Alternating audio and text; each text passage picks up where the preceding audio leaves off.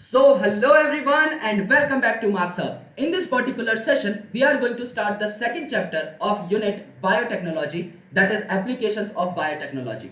Last lecture के अंदर हमने बायोटेक्नोलॉजी के सारे प्रिंसिपल्स की बात की थी, पूरे के पूरे प्रोटोकॉल को समझा था कि कैसे हम डीएनए को स्पेसिफिक पोजीशंस पर काट सकते हैं, कैसे हम उसे लिंक कर सकते हैं किसी प्लाज्मिड या वेक्टर के साथ, कैसे हम उस वेक्टर को एक होस्ट के अंदर भेज सकते हैं, कैसे हम अपना जीन ऑफ इंटरेस्ट एक्सप्रेस करा सकते हैं और बना सकते हैं अपना प्रोटीन ऑफ इंटरेस्ट, कैसे हम उस प्रोटीन को बैक्टीरिया के बचे हुए प्रोटीन से सेपरेट कर सकते हैं और प्योरीफाई कर सकते हैं। सेपरेशन के बाद डाउनस्ट्रीम प्रोसेसिंग किस हिसाब से होती है एंड अल्टीमेटली कैसे हम अपने बनाए हुए प्रोडक्ट को कमर्शियलाइज कर सकते हैं, मार्केट के अंदर लॉन्च कर सकते हैं। इन सारी चीजों को हमने पढ़ा और इसके अंदर काफी सारी टेक्निक्स थी which we have already gone through. For example agarose gel electrophoresis, the mechanism of ligation, the mechanism of action of restriction endonuclease, the mechanism of polymerase chain reaction, इन सब की हमारी जनरल लाइफ के अंदर बहुत बड़ी बड़ी applications हैं। उन एप्लीकेशंस को हमें आज समझना है। बायोटेक्नोलॉजी का प्रोसेस तो हमें समझ में आ गया, हम किसी भी ऑर्गेनिज्म का जीन अपने अंदर एक्सप्रेस करा सकते हैं, अपना कोई भी जीन किसी और ऑर्गेनिज्म के अंदर एक्सप्रेस करा सकते हैं, ये बात तो हमारे पल्ले पड़ गई। लेकिन इसको हम अलग अलग बीमारियों को ट्रीट करने में कैसे इस्तेमाल कर सकते हैं, इसको हम एग्रीकल्चरल एक्टिविटीज को और बेहतर बनाने में कैसे इस्तेमाल कर सकते हैं, इस पूरे के पूरे प्रोसेस को, इस पूरे प्रोटोकॉल को हम लोग बायोफार्मास्यूटिकल्स में किस हिसाब से इस्तेमाल कर सकते हैं, थेराप्यूटिक्स में किस हिसाब से इस्तेमाल कर सकते हैं, what is patent, what is biopiracy and Indian patent bill क्या है, जेनेटिक इंजीनियरिंग अप्रूवल कमिटी क्या है, ये सारी की सारी चीजें हम पढ़ते हैं एक चैप्टर के अंदर जिसका नाम है बायोटेक्नोलॉजी की एप्लीकेशंस। तो एप्लीकेशंस का मतलब क्या होता है, अभी तक आपने जो कंसेप्ट सीखे हैं, जो प्रोसेसेस आपने पढ़े हैं पहले चैप्टर में, अब उनको इंप्लाई करना है आपको, अब उनको देखना है कि डेली लाइफ में ये कहां कहां इस्तेमाल हो सकते हैं। सो एक जनरल मैकेनिज्म की अगर आप बात करें तो हम देख चुके थे कि आप यहां पर जीएमओज बनाते हैं, यानी जेनेटिकली मॉडिफाइड ऑर्गेनिजम्स बनाते हैं। एक ऐसा ऑर्गेनिज्म जिसके डीएनए को आपने मॉडिफाई कर दिया है, जिसके डीएनए में आपने कुछ चेंजेस ले आए हैं, वो आपका जेनेटिकली मॉडिफाइड ऑर्गेनिज्म कहलाता है। फॉर एग्जांपल, मैं चाहता हूं कि मेरा इंसुलिन का जीन बैक्टीरिया में एक्सप्रेस हो जाए, तो मैंने क्या किया, ये मेरा पूरा का पूरा जीनोम था, मेरे पूरे के पूरे जीनोम से मैंने क्या एक्सट्रैक्ट किया, मेरा जीन ऑफ इंटरेस्ट एक्सट्रैक्ट किया। मेरे जीन ऑफ इंटरेस्ट को मैं क्या करूंगा, मेरे जीन ऑफ इंटरेस्ट को मैं डाल दूंगा एक पर्टिकुलर प्लाज्मिड के अंदर, एक पर्टिकुलर प्लाज्मिड या वेक्टर के अंदर मैंने डाल दिया, तो यहां पे क्या बन गया, रिकम्बिनेंट डीएनए बन गया, क्योंकि प्लाज्मिड का जो बचा हुआ डीएनए था ये बैक्टीरियल ओरिजिन का है, because it is a bacterial plasmid. और जो मेरा जीन ऑफ इंटरेस्ट है ये आपका ह्यूमन ओरिजिन का है, ये मेरे जीनोम का जीन है, ये ह्यूमन का जीन है। तो ह्यूमन और बैक्टीरिया की कॉम्बिनेशन तैयार हुई है, तो क्या मैं इसे रिकम्बिनेंट डीएनए बोलूंगा? बिल्कुल बोलूंगा। फिर इस रिकम्बिनेंट डीएनए को पहुंचा दूंगा मैं किसके अंदर, होस्ट के अंदर, यानी कि आपके एस्चेरिशिया कोलाई के अंदर या किसी भी और बैक्टीरियम के अंदर जो मैंने सिलेक्ट किया है। एंड अल्टीमेटली इस होस्ट के अंदर जाने के बाद मेरा जो जीन ऑफ इंटरेस्ट है अपने आप को एक्सप्रेस करेगा एंड अल्टीमेटली क्या बनाएगा, डिजायरेबल प्रोटीन बनाएगा। जो प्रोटीन मैं चाहता हूं वो प्रोटीन यहां पर मेरे को मिल जाएगा। ये एक बेसिक फ्लो वर्क है जो कि हम देख चुके हैं। अब हमें यह देखना है कि आप क्या क्या एक्सप्रेस करा सकते हो और कैसे आप इस पूरे के पूरे प्रोसेस का इस्तेमाल करके बेहतर प्रोडक्ट्स क्रिएट कर सकते हो। So let's talk about the applications of biotechnology in detail, और अलग अलग जगह क्या क्या एप्लीकेशंस हो सकती है, क्या क्या वाइटलाइजेशंस हो सकती है, इनके बारे में भी हम जानेंगे। सबसे पहले मैं थोड़ा सा छोटा हो जाता हूं जिससे कि हम लोग बेहतर तरीके से स्लाइड्स को देख सके। स्लाइड्स बहुत ही प्यारी हैं, तो साथ साथ चीजों को नोट करते रहिएगा।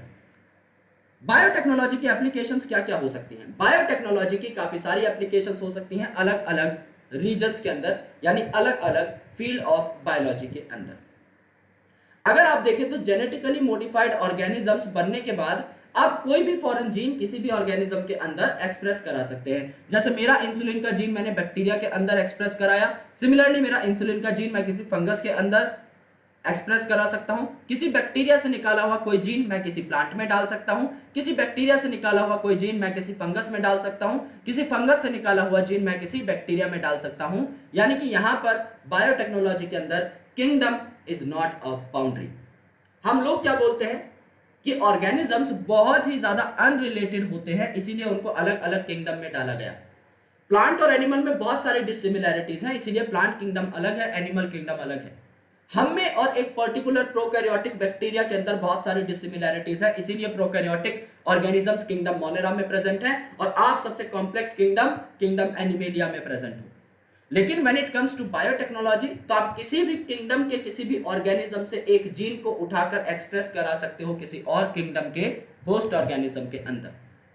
तो ये जो बायोटेक्नोलॉजी की फील्ड है, ये बैरियर्स को ब्रेक करने में विश्वास रखती है। ये इस बात में विश्वास रखती है कि हम सब लोगों का बेस सेम है, और वो बेस क्या है? वो बेस है हमारा जेनेटिक मटेरियल, वो बेस है हमारा डीएनए।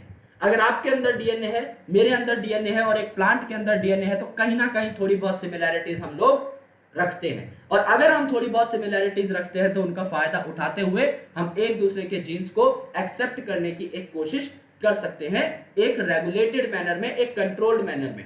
ऐसा नहीं है कि आपने 50 जीन एक प्लांट के उठाए और अपने अंदर डालने की कोशिश करी, या फिर आपने अपने 50 जीन उठाए और एक प्लांट के अंदर डालने की कोशिश करी। इसीलिए एक कमिटी बनी हुई है, जेनेटिक इंजीनियरिंग अप्रूवल कमिटी। आपको सबसे पहले एक प्रोजेक्ट तैयार करना पड़ता है और उस प्रोजेक्ट को आपको पिच करना पड़ता है जीईएसी के ऑफिसर्स के सामने। जब जेनेटिक इंजीनियरिंग अप्रूवल कमेटी के ऑफिसर्स, जो कि बहुत बड़े बड़े जेनेटिसिस्ट, मॉलिक्यूलर बायोलॉजिस्ट होते हैं, उनको बहुत अच्छे से पता है कि किस चीज के क्या कॉन्सिक्वेंसेस हो सकते हैं।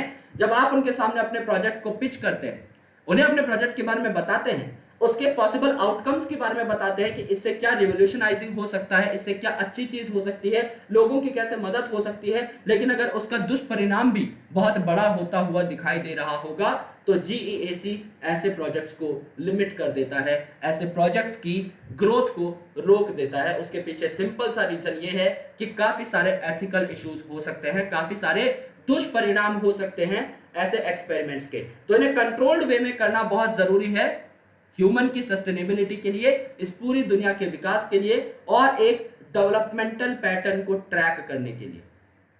अगर आप चाहते हो कि दुनिया में डेवलपमेंट हो, आप जो बना रहे हो वो चीज बचे हुए ह्यूमंस के काम आए, बचे हुए एनिमल्स के काम आए, किसी चीज को आपने तैयार किया वो लोगों के वेलफेयर में लगे, तो उसके लिए controlled researches are very very important. अगर आप 1,00,000 लोगों का भला करते हो और उस चक्कर में 1000 लोगों की डेथ हो जाती है, तो ये साइंस में एक्सेप्टेबल नहीं माना जाता।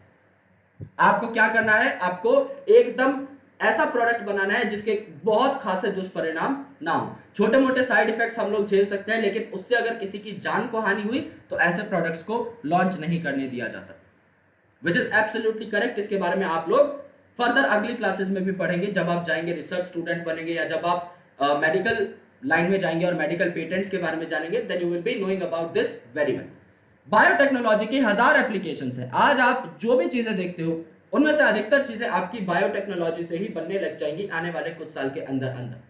यहां पर अगर आप देखो तो बायो फार्मास्यूटिकल्स, फार्मास्यूटिकल मतलब रिलेटेड टू द फार्मा, दवाई वगैरह से रिलेटेड। लेकिन यहां पर आपने दवाई के रूप में क्या यूज किया है? आपने बायोलॉजिकल ऑर्गेनिज्म को यूज किया है। बायो फार्मास्यूटिकल्स का मतलब ऐसे फार्मास्यूटिकल्स जहां पे नॉर्मल दवाई नहीं बल्कि कोई ऑर्गेनिज्म इस्तेमाल हुआ है पूरा का पूरा, जैसे कोई माइक्रोब इस्तेमाल हो सकता है, या इसके अंदर का कोई एंजाइम इस्तेमाल हुआ है, या इसके अंदर का कोई और केमिकल एक्सट्रैक्ट करके इस्तेमाल किया गया है, उसे आप बोलते हैं बायो फार्मास्यूटिकल। यानी यहां पर क्या है? बायोलॉजिकल प्रोडक्ट्स का आप लोग इस्तेमाल कर रहे हो। अगर समझ लो मैंने एक दवाई बनाई, या मैंने बैक्टीरिया के अंदर कोई जीन डाला जिससे कोई केमिकल जो है एक्सप्रेस हो रहा है, उस केमिकल को आपने इस्तेमाल करना चालू कर दिया, तो वो केमिकल अब कौन बना रहा है? बैक्टीरिया बना रहा है, तो it is a biological product now. तो बायोफार्मास्यूटिकल की सिंपल सी भाषा में हम ये कह सकते हैं that it is the utilization of biological products in the pharmaceutical applications. इसे आप बायोफार्मास्यूटिकल कहते हो। थेराप्यूटिक्स यानी थेरेपी देना। थेरेपी देना मतलब उपचार करना। कोई बीमारी है, उसका हमें उपचार करना है, उसको हमें क्या करना है? करेक्ट करना है। तो इस थेराप्यूटिक में आप लोग देखेंगे कि आपकी जीन थेरेपी बहुत ज्यादा इंपॉर्टेंट है। किसी इंडिविजुअल के अंदर कोई जीन है ही नहीं, डिलीट हो गया या म्यूटेट हो गया, सही प्रोडक्ट नहीं बन रहा है। आपको पता है जीन मतलब डीएनए, अगर डीएनए म्यूटेट हो गया है तो करेक्ट प्रोटीन नहीं बनाएगा, अगर जीन डिलीट हो गया है तो करेक्ट प्रोटीन नहीं बनाएगा। लेकिन आपको अपने नॉर्मल काम के लिए करेक्ट प्रोटीन चाहिए। अब आप क्या करते हो? करेक्ट प्रोटीन या करेक्ट एंजाइम या तो डायरेक्टली डाल देते हो इंडिविजुअल के अंदर।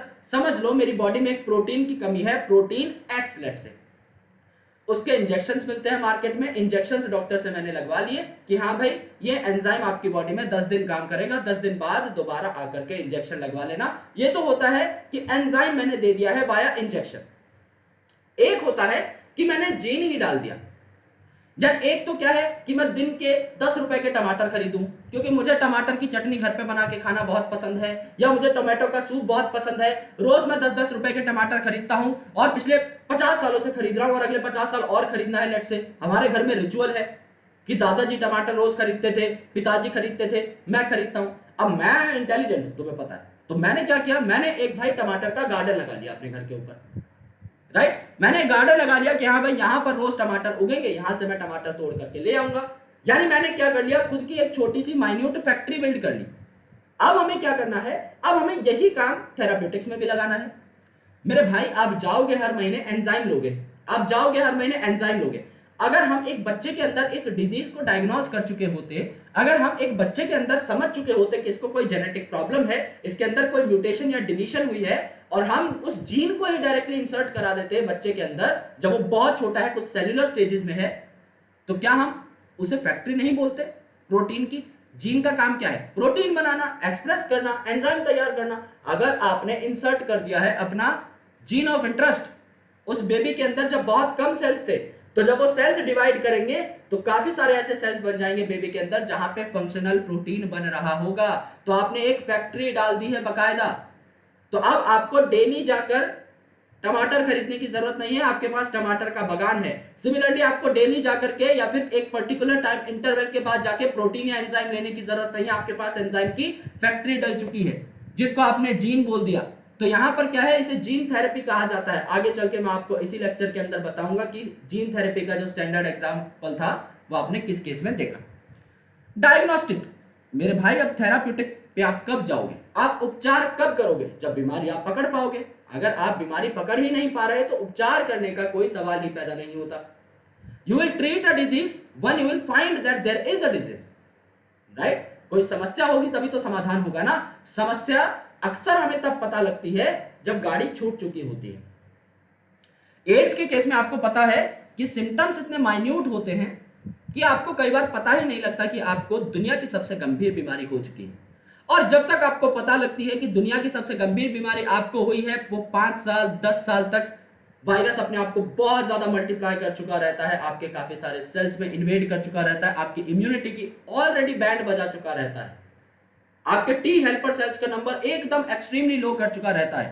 तो उस पॉइंट ऑफ टाइम पर क्या जरूरी है कि बीमारी को हम जल्दी पकड़ लें। और बीमारी को जल्दी पकड़ने के लिए कुछ हमारे पास जुगाड़ होते हैं, जिनमें एलाइजा के बारे में हम लोग पढ़ेंगे, enzyme linked immunosorbent essay, and PCR जो कि हम ऑलरेडी पढ़ चुके हैं प्रिंसिपल्स ऑफ बायोटेक्नोलॉजी में। उसका प्रिंसिपल हम देखेंगे कि आखिर पीसीआर का मकसद क्या था। तब तो हमने बेसिक पूरा प्रोटोकॉल समझा कि डीनेचुरेशन हो रही है, एनिलिंग हो रही है, एक्सटेंशन हो रही है, हमने पूरे प्रोसेस को देखा। अब हम ये देखेंगे कि वो प्रोसेस हमारे काम किस हिसाब से आ सकता है, बिकॉज एप्लीकेशन हमें देखनी है। देन आप जेनेटिकली मॉडिफाइड क्रॉप बना सकते हो फॉर एग्रीकल्चर। यानी एग्रीकल्चर में आप ऐसे क्रॉप उगा सकते हो जिनके अंदर एक प्रॉपर्टी है खुद ही पेस्टिसाइड होने की। यानी अगर कोई insect pest genetically modified crop को खाने की कोशिश करेगा तो उस इंसेक्ट पेस्ट की डेथ हो जाएगी। तो क्या हमें यहां पर इंसेक्टिसाइड केमिकल, पेस्टिसाइड केमिकल लगाने की जरूरत पड़ी? हमारी एडिशनल कॉस्ट बच गई। पहले इंसेक्ट आते थे, पेड़ पौधों को खाकर चले जाते थे, अधिकतर प्रोडक्टिविटी की बैंड बच जाती थी। लेकिन अब ऐसा नहीं हो सकता। अब जेनेटिकली मॉडिफाइड है क्रॉप, उसके अंदर आपने एक ऐसा प्रोटीन डाल दिया है जो अगर खाएगा कोई इंसेक्ट तो इंसेक्ट की डेथ हो जाएगी। एक दो इंसेक्ट ने खाया, मजे उठाए, उनकी पड़ी हुई लाशें देखकर बचे हुए इंसेक्ट समझ गए भाई भाग लो, कुछ गड़बड़ है, और इंसेक्ट ऐसे क्रॉप्स को खाना प्रेफर नहीं करते। तो आप क्या करते हो, एक सस्टेनेबल डेवलपमेंट वाले पैटर्न पर पहुंच जाते हो। आप भी ये नहीं चाहते कि बहुत ज्यादा इंसेक्ट की डेथ हो। अगर आप इंसेक्टिसाइड छिड़क देंगे तो सारे इंसेक्ट मर जाएंगे, सारे पेस्ट मर जाएंगे। चाहे वो हार्मफुल था, चाहे वो यूजफुल था, चाहे वो न्यूट्रल था, कोई फर्क नहीं पड़ता। अगर आपने केमिकल छिड़का है तो हर प्रकार के इंसेक्ट के ऊपर वो इफेक्ट दिखाएगा। कोई ज्यादा सेंसिटिव है तो उनकी सारी इंडिविजुअल्स को मार देगा, कोई कम सेंसिटिव है तो उनके कम इंडिविजुअल को मारेगा, लेकिन मारेगा जरूर। लेकिन जब आप बात करते हो जेनेटिकली मॉडिफाइड क्रॉप्स की, तो ये क्या करते हैं, ये आपके स्पेसिफिक ऑर्गेनिजम्स को मारते हैं। एकदम स्पेसिफिक ऑर्गेनिजम्स को मारते हैं। यानी अगर कॉटन बॉलवॉर्म आपकी हार्म पहुंचा रहा है क्रॉप को, तो सिर्फ कॉटन बॉलवॉर्म को ही मारेंगे। अगर कॉर्न बोरर पहुंचा रहा है आपकी फसल को हार्म, तो सिर्फ कॉर्न बोरर को ही मारेंगे। इतने स्पेसिफिक होते हैं जेनेटिकली मॉडिफाइड क्रॉप। तो ओवरऑल इकोसिस्टम की सस्टेनेबिलिटी का ये ख्याल रखते हैं, बहुत सारी स्पीसीज को नहीं मारते, सिर्फ चुनिंदा स्पीसीज को मारते हैं। और उनके कुछ ऑर्गेनिज्म मरते हैं, उन्हें भी पता लग जाता है कि हाँ भाई मौत का पैगाम आ चुका है, जल्दी भाग चलो, इस पर्टिकुलर क्रॉप को या तो मत खाना। प्रोसेस्ड फूड, आप लोग फूड को प्रोसेस कर सकते हैं और बेहतर फूड आप लोग तैयार कर सकते हैं जिससे कि उसकी न्यूट्रिशियस वैल्यू बढ़े। जैसे कि आप मिल्क तैयार कर सकते हैं जिसमें प्रोटीन का लेवल अच्छा खासा हो, राइट। मिल्क आप तैयार कर सकते हैं जिसमें प्रोटीन का लेवल अच्छा खासा हो। आप पालक तैयार करते हो जिसमें आयरन की कंटेंट और ज्यादा आपने बेहतर कर दी हो, तो अल्टीमेटली क्या है, आप प्रोसेस्ड फूड तैयार कर सकते हैं। बायो रिमीडिएशन, रिमीडिएशन मतलब किसी चीज से अपना पीछा छुड़ाना, और बायोलॉजिकल ऑर्गेनिजम्स का आप यहां पर इस्तेमाल करते हैं। जैसे आपने सुपर बग का नाम जरूर सुना होगा कि काफी बार आपके समुद्र में तेल के जहाज पलट जाते हैं। तो तेल के जहाज अगर पलट चुके हैं समुद्र के ऊपर, तो क्या हुआ, तेल और वाटर तो भाई सॉल्युबल नहीं होते, तेल आपका पानी के ऊपर बहुत ज्यादा दूर तक फैल जाता है, कई किलोमीटर तक फैल जाता है और एक मोटी सी परत बना लेता है। उस मोटी सी परत को क्रॉस करके ना ही सनलाइट नीचे जा पाती है और ऑक्सीजन पेनिट्रेशन का भी कोई भी स्कोप नहीं बचता। तो नीचे जो ऑर्गेनिजम्स हैं, नीचे जो आपके पौधे हैं, पेड़ वगैरह हैं, मछलियां वगैरह हैं, उनकी डेथ होना स्टार्ट हो जाता है। जहां पर काम आता है आपके सुपर बग का, यानी यहां पर क्या है, आप लोग सूडोमोनास पुटीडा का इस्तेमाल करते हो, राइट। नीचे अंडरलाइन लगा लेना, बायोलॉजिकल नेम है और यहां पर पी कैपिटल आ जाएगा, बट स्टिल हम लोग सिर्फ एक चीज समझ रहे हैं। तो ऑयल स्पिल्स को हटाने के लिए आप सूडोमोनास पुटीडा का इस्तेमाल करते हो, जिसे सुपर बग बोला जाता है। सिमिलरली काफी सारे ऐसे ऑर्गेनिज्म हैं जिनको आप डायरेक्शन दे सकते हो कि भैया मैंने एक बैक्टीरिया तैयार किया है जो CO2 को फिक्स करता है और शुगर्स बनाता है CO2 को फिक्स करके, यानी आपके एनवायरनमेंट के अंदर जितना भी कार्बन डाइऑक्साइड प्रेजेंट है उसको धीरे धीरे धीरे धीरे कम करता रहता है, यूटिलाइज करता रहता है, जिससे हवा साफ हो जाती है। आप ये भी कह सकते हैं कि किसी और टॉक्सिकेंट को बहुत ज्यादा कम कर रहा है हमारा मॉडिफाइड बैक्टीरिया। यह कार्बन मोनोऑक्साइड को खा जाता है जी। अगर आप एक ऐसे पॉइजनस एनवायरनमेंट के अंदर बैठे हैं जहां पर कार्बन डाइऑक्साइड की कंसंट्रेशन बहुत ज्यादा है, तो उस कार्बन डाइऑक्साइड को, उस कार्बन मोनोऑक्साइड को खाने का काम करता है हमारा बैक्टीरिया। तो अल्टीमेटली बैक्टीरिया के लिए तो वो भोजन है, कार्बन मोनोऑक्साइड कार्बन डाइऑक्साइड खा करके ये तो अपना खाना बना लेगा, एक यूटिलाइजेबल अच्छा प्रोडक्ट बना लेगा, और हवा से आपका कार्बन डाइऑक्साइड कार्बन मोनोऑक्साइड कम हो गया, हवा भी शुद्ध। तो दो अल्टीमेट काम आपने देखे कि बैक्टीरिया का bacteria which is non pathogenic आपको कोई बीमारी कॉज नहीं कर रहा है, बल्कि आपके टॉक्सिकेंट्स को कम कर रहा है और खुद के लिए एनर्जी भी बना ले रहा है। So it is going to be अब part of the ecosystem as well, क्योंकि अब प्रोड्यूसर की कैटेगरी में आ गया ना, केमिकल्स को इस्तेमाल करके एनर्जी बना रहा है, तो ये अपना खुद का जुगाड़ खाने पीने का रखता है, ये किसी पर बोझ नहीं बन रहा। तो बायो रिमीडिएशन भी आपको देखने को मिलती है जहां पर आप टॉक्सिक चीजों का एलिमिनेशन करते हो, किसी भी टॉक्सिक चीज की एलिमिनेशन आप लोग कर सकते हो।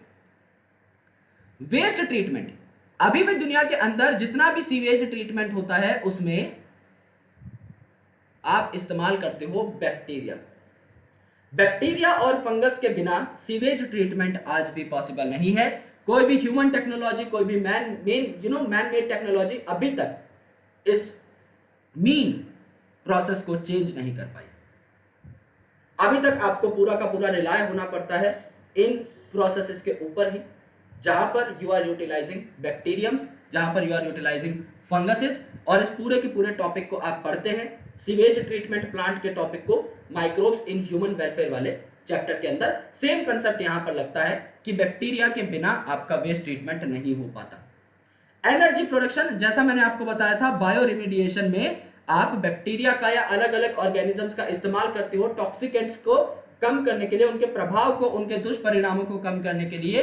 यहां पर आप एनर्जी भी प्रोड्यूस कर सकते हो ऐसे ही नए नए जेनेटिकली मॉडिफाइड ऑर्गेनिजम्स को तैयार करके, कि ये हमारा बैक्टीरियम है, ये एनर्जी प्रोड्यूस करता है, ये बायोडीजल की तरह काम करता है, ये हमारा ऑर्गेनिज्म है जी, ये बायो पेट्रोल की तरह काम करता है। आपने काफी सारे ऐसे ऑर्गेनिजम्स का नाम सुना भी होगा which are also considered as biofuels. यहां पर उन्हीं की बात हो रही है, ये बायोफ्यूल का काम करते हैं। तो आप इन्हें बायोफ्यूल क्यों कहते हो? क्योंकि ये बायोलॉजिकल ऑर्गेनिज्म है जो फ्यूल का काम करते हैं, जो कि एनर्जी जनरेट कर सकते हैं, और उस एनर्जी को आप 1000 तरीके के प्रोसेसेस में इंप्लाई कर सकते हो। तो बायोटेक्नोलॉजी हर जगह है, खाने पीने के लिए, चाहे प्रोसेस्ड फूड हो, चाहे आपके एग्रीकल्चरल प्रोडक्ट्स हो, चाहे आपकी दवाइयां हो, चाहे आपके बायोफार्मास्यूटिकल्स हो, हर प्रकार से आपका बायोटेक्नोलॉजी का इंपॉर्टेंट रोल है हमारी लाइफ के अंदर। इसी को आज हम डिटेल में पढ़ेंगे कि बायोफार्मास्यूटिकल में हमने क्या क्या बनाया, कैसे कैसे बनाया, क्या क्या तकलीफें आई, कैसे कैसे उनको करेक्ट किया, डायग्नोसिस में क्या क्या यूज किया, पीसीआर यूज किया तो क्या उसके कॉन्सिक्वेंसेज रहे, एलाइजा यूज किया तो कैसे यूज किया, पूरा प्रोटोकॉल क्या है, क्या उसके कॉन्सिक्वेंसेज रहे, ठीक है, बायो रिमीडिएशन कैसे करी, जीन थेरेपी क्या है, एंजाइम रिप्लेसमेंट थेरेपी क्या है, एंड उसके बाद में हम लोग पेटेंट के बारे में पढ़ते हैं। तो हमें क्या है, हमें यहां पर 3 critical research areas of biotechnology के बारे में जानना रहता है। सबसे पहली चीज क्या है, यहां पर एक बढ़िया कैटलिस्ट बनाना, यानी कि एक ऐसी चीज जो किसी भी रिएक्शन के रेट को बढ़ाए, या फिर एक ऐसी चीज जो किसी नए रिएक्शन को प्रोसेस करा दे। आप क्या चाहते हो? आप ये चाहते हो कि आप एक ऐसा काम कर पाओ जो पहले कर पाना या तो असंभव था या मुश्किल था। दोनों चीजों में फर्क है दोस्त। एक ऐसा काम जो दुनिया में हो ही नहीं रहा था, जो आपकी मदद से होने लग गया। आपने एक ऐसा प्रोडक्ट बनाया, आपने एक ऐसा एंजाइम बनाया, आपने एक ऐसा बैक्टीरिया तैयार किया जो आपके लिए एक नोवेल काम करता है, एक नया काम करता है। तो क्या हुआ? आपने एक असंभव काम को संभव बनाया। आज से पहले वो काम नहीं हुआ था, या फिर अगर हो भी रहा था तो लो एफिशिएंसी के साथ हो रहा था। आपने उस काम के होने के स्तर को बेहतर बना दिया, आपने उस काम को और बेटर बना दिया। ये काम आपको करना है। सेकंड, आपने एक बार बेहतर एंजाइम तैयार कर लिया, बेहतर माइक्रोब तैयार कर लिया, उसको आप लोग सुटेबल कंडीशन भी दोगे। एक एंजाइम बेस्ट कब होता है? एक एंजाइम बेस्ट तब होता है जब उसे optimum temperature, optimum pH, optimum conditions दी जाए, अदरवाइज एंजाइम का कोई मोल नहीं है। मेरी बॉडी के अंदर मेरा डीएनए पॉलीमरेज है, 37 डिग्री के ऊपर एकदम फाइन, एकदम परफेक्ट काम करता है। लेकिन अगर मैं अपनी बॉडी का टेम्परेचर कर दूं 47 डिग्री सेल्सियस, वही एंजाइम जो बेस्ट था, जो मेरी बॉडी के लिए बहुत ही जरूरी था, जो मेरे पूरे डीएनए को रेप्लिकेट कर रहा था, अब मेरे किसी भी काम का नहीं रहा। अब वो काम ही नहीं कर रहा क्योंकि ऑप्टिमल टेम्परेचर नहीं है। सिमिलरली कोई ऐसा एंजाइम है जो कि काम करता है न्यूट्रल पीएच के ऊपर, और मैंने उसे रख दिया है पीएच 3.5 पे, क्या वो काम करेगा? बिल्कुल नहीं करेगा। आपका कोई भी एंजाइम, कोई भी कैटलिस्ट काम तब करता है जब ऑप्टिमल कंडीशंस हो। तो हमें ऑप्टिमल कंडीशंस प्रोवाइड करनी है जिससे कि एक कैटलिस्ट, एक जो आपने तैयार किया है ऑर्गेनिज्म, वो काम भी कर पाए। और अगर आपने काम कराना स्टार्ट कर दिया उस एंजाइम से, तो प्रोडक्ट भी बनेंगे। उन प्रोडक्ट्स को भी आपको एक्सट्रैक्ट करना है, सेपरेट करना है बचे हुए प्रोडक्ट से, प्योरीफाई करना है और मार्केट में लॉन्च कर देना है। यानी डाउनस्ट्रीम प्रोसेसिंग हो जाएगी। आपके जीन के एक्सप्रेशन के बाद, प्रोटीन बनने के बाद आप अलग अलग काम करना स्टार्ट कर दोगे। तो 3 क्रिटिकल रिसर्च एरियाज क्या हैं? सबसे पहले तो आपको बेस्ट कैटलिस्ट प्रोवाइड करना है, चाहे वो कोई इंप्रूव्ड ऑर्गेनिज्म हो। यानी एक ऑर्गेनिज्म पहले कुछ काम नहीं कर पा रहा था, लेट्स से, अब आपने उसके अंदर एक नया जीन डाला है। नया जीन जैसे ही आपने डाला, वो जीन आरएनए में कन्वर्ट हुआ एंड अल्टीमेटली प्रोटीन में कन्वर्ट हुआ। तो now it is an improved organism. उसमें एक कैरेक्टर एक्स्ट्रा आ गया है।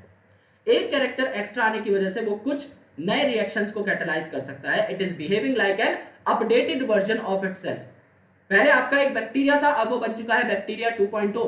अब उसके अंदर कुछ एक्स्ट्रा कैरेक्टर्स आपने लॉन्च कर दिए हैं, जस्ट बिकॉज आपने कुछ जीन्स इंसर्ट कर दिए हैं। तो आपको क्या मिलेगा? एक better improved version of organism मिलेगा। तो यूजुअली आप एक माइक्रोब को इंप्रूव करते हो, उसके अंदर नए जीन्स डाल के, बाय रिकम्बिनेंट डीएनए टेक्नोलॉजी, या फिर आप प्योर एंजाइम बनाते हो। आप उसके अंदर कोई जीन डाल रहे हो, उससे आरएनए बन रहा, उससे प्रोटीन बन रहा, आपने उस प्रोटीन को एक्सट्रैक्ट कर लिया, एंजाइम आपके पास आ गया। अब इस एंजाइम की वैल्यू कब है? मैंने आपको बताया था जब इसको ऑप्टिमल कंडीशन मिले एक्ट करने के लिए। तो अब आपको ऑप्टिमल कंडीशंस देनी है जिससे कि ये जो कैटलिस्ट आपने बनाया है, चाहे ये इंप्रूव्ड ऑर्गेनिज्म है, चाहे आपका एक प्योरीफाइड एंजाइम है, ये अच्छे से एक्ट कर सके। जैसे कि आपने यहाँ पर टेम्परेचर दे दिया, आपने यहाँ पर पीएच दे दिया, आपने यहाँ पर विटामिन और सॉल्ट्स दे दिए जिससे कि ये बढ़िया तरीके से काम कर सके, and so on. And third important चीज इज डाउनस्ट्रीम प्रोसेसिंग। यानी आपने एक बार प्रोटीन बन गया है, आपका डीएनए एक्सप्रेस करके प्रोटीन बना चुका है, तो आपने क्या कर दिया? अब उस प्रोटीन को प्योरीफाई कर लिया, उस ऑर्गेनिक कंपाउंड को प्योरीफाई कर लिया और इसे क्या करना स्टार्ट कर दिया आपने, और बेहतर बनाना स्टार्ट कर दिया। ओके, अगर ये कोई इंपॉर्टेंट केमिकल है जो खाने पीने के तौर पे इस्तेमाल किया जाता है तो आपने इसकी प्रोसेसिंग स्टार्ट कर दी, आपने क्या स्टार्ट कर दिया, इसकी पैकेजिंग स्टार्ट कर दी, एंड अल्टीमेटली आप इसे मार्केट के अंदर लेकर आएंगे for the commercialisation purpose, for the commercialisation purpose. ठीक है, ये आपको यहां पर देखना है। नाउ एक एक एप्लीकेशन के बारे में हम बात करेंगे। हम स्टार्टिंग में जो एप्लीकेशंस ले रहे हैं, these are the applications in agriculture. जैसा मैंने आपको बताया, इकोसिस्टम क्या डिमांड करता है, इकोसिस्टम डिमांड करता है सस्टेनेबिलिटी, और कुछ नहीं, कि हाँ भाई इकोसिस्टम के अंदर जो ऑर्गेनिजम्स हैं इनको बढ़िया तरीके से सरवाइव करने दो और हमें कुछ नहीं चाहिए। तो इकोसिस्टम सस्टेनेबल कब होगा, जब ज्यादा से ज्यादा स्पीसीज यहां पर रहेंगी, स्पीसीज का नंबर जब आपका ज्यादा रहेगा। अगर आपने अधिकतर इंसेक्ट की स्पीसीज को मार दिया है इंसेक्टिसाइड या पेस्टिसाइड छिड़क करके, तो क्या इकोसिस्टम सस्टेनेबल रहेगा? The answer is no. तो आपको क्या करना है, आपको सिर्फ चुनिंदा इंसेक्ट्स के ऊपर अटैक करना है, वो भी एक लिमिटेड अमाउंट में। वो आप कैसे कर सकते हो, जब आपके पास एकदम सिलेक्टिव मेथड है टू किल द इंसेक्ट, एकदम स्पेसिफिक इंसेक्ट ग्रुप पर जब आप अटैक करोगे तभी ये काम चल पाएगा, एकदम स्पेसिफिक इंसेक्ट ग्रुप के ऊपर।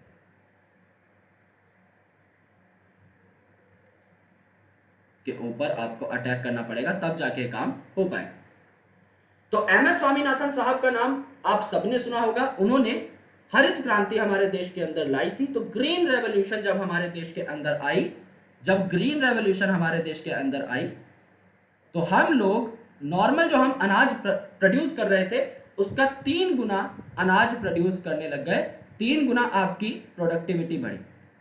लेकिन 3 गुना प्रोडक्टिविटी होने के बाद भी हम लोग अपनी पूरी की पूरी जो रिक्वायरमेंट्स थी उनको ठीक तरीके से टैकल नहीं कर पा रहे थे, क्योंकि ये जो 3 गुना प्रोडक्टिविटी थी ये किस वजह से थी?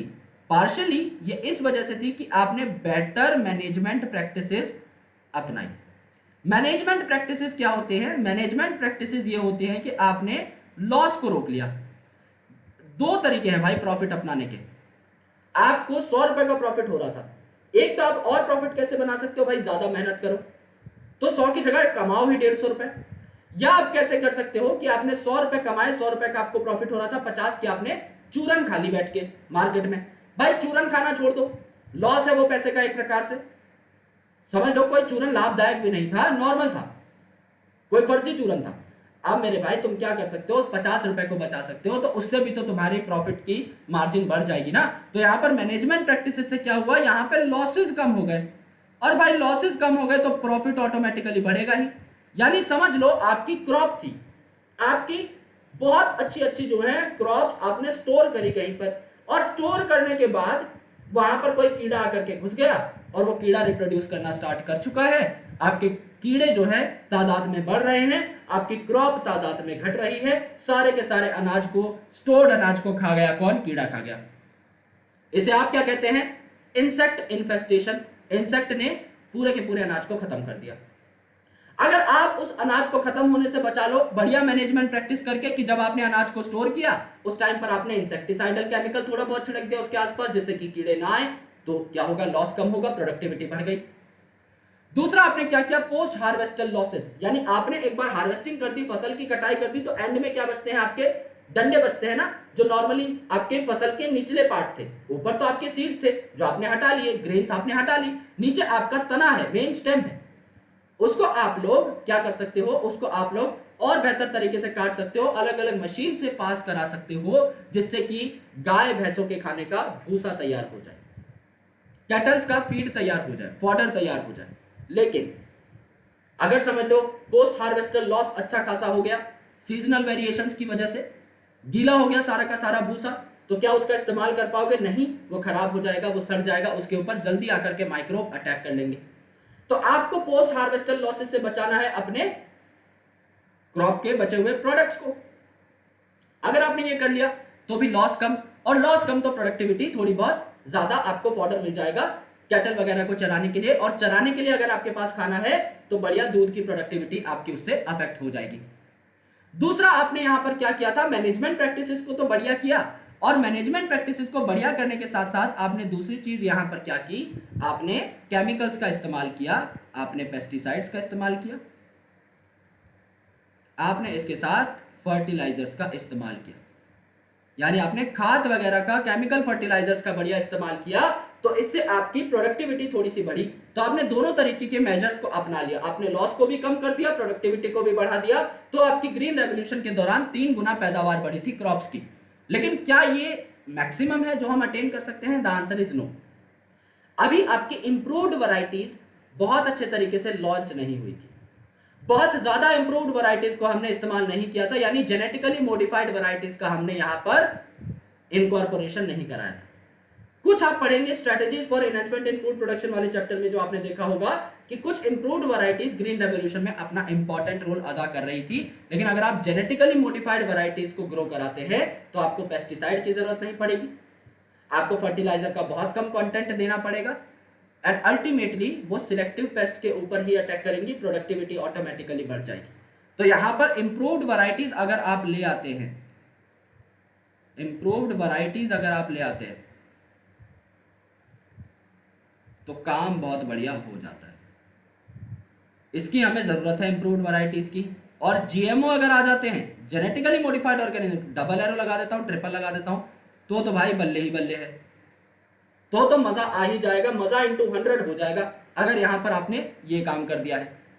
सो दैट्स वाई आपको एग्रीकल्चर में एप्लीकेशन देखनी पड़ती है बायोटेक्नोलॉजी की, क्योंकि यहां पर अगर आपने जीएमओ की इनकॉर्पोरेशन करा दी है, आपने एक मॉडिफाइड प्लांट, एक मॉडिफाइड क्रॉप तैयार कर दिया है, तो आपके लिए बहुत अच्छा प्रोडक्ट बहुत चीप कॉस्ट के ऊपर प्रोवाइड कर रहा होगा। अब देखो यार, क्या क्या आपकी स्ट्रेटजीज हो सकती है एग्रीकल्चर के अंदर। अब एप्लीकेशंस इन एग्रीकल्चर में अगर आप देखो तो फूड प्रोडक्शन बढ़ाने के लिए आपकी 3 डिफरेंट प्रकार की स्ट्रेटजीज हो सकती हैं। सबसे पहली जो स्ट्रेटजी है ये है एग्रोकेमिकल बेस्ड एग्रीकल्चर।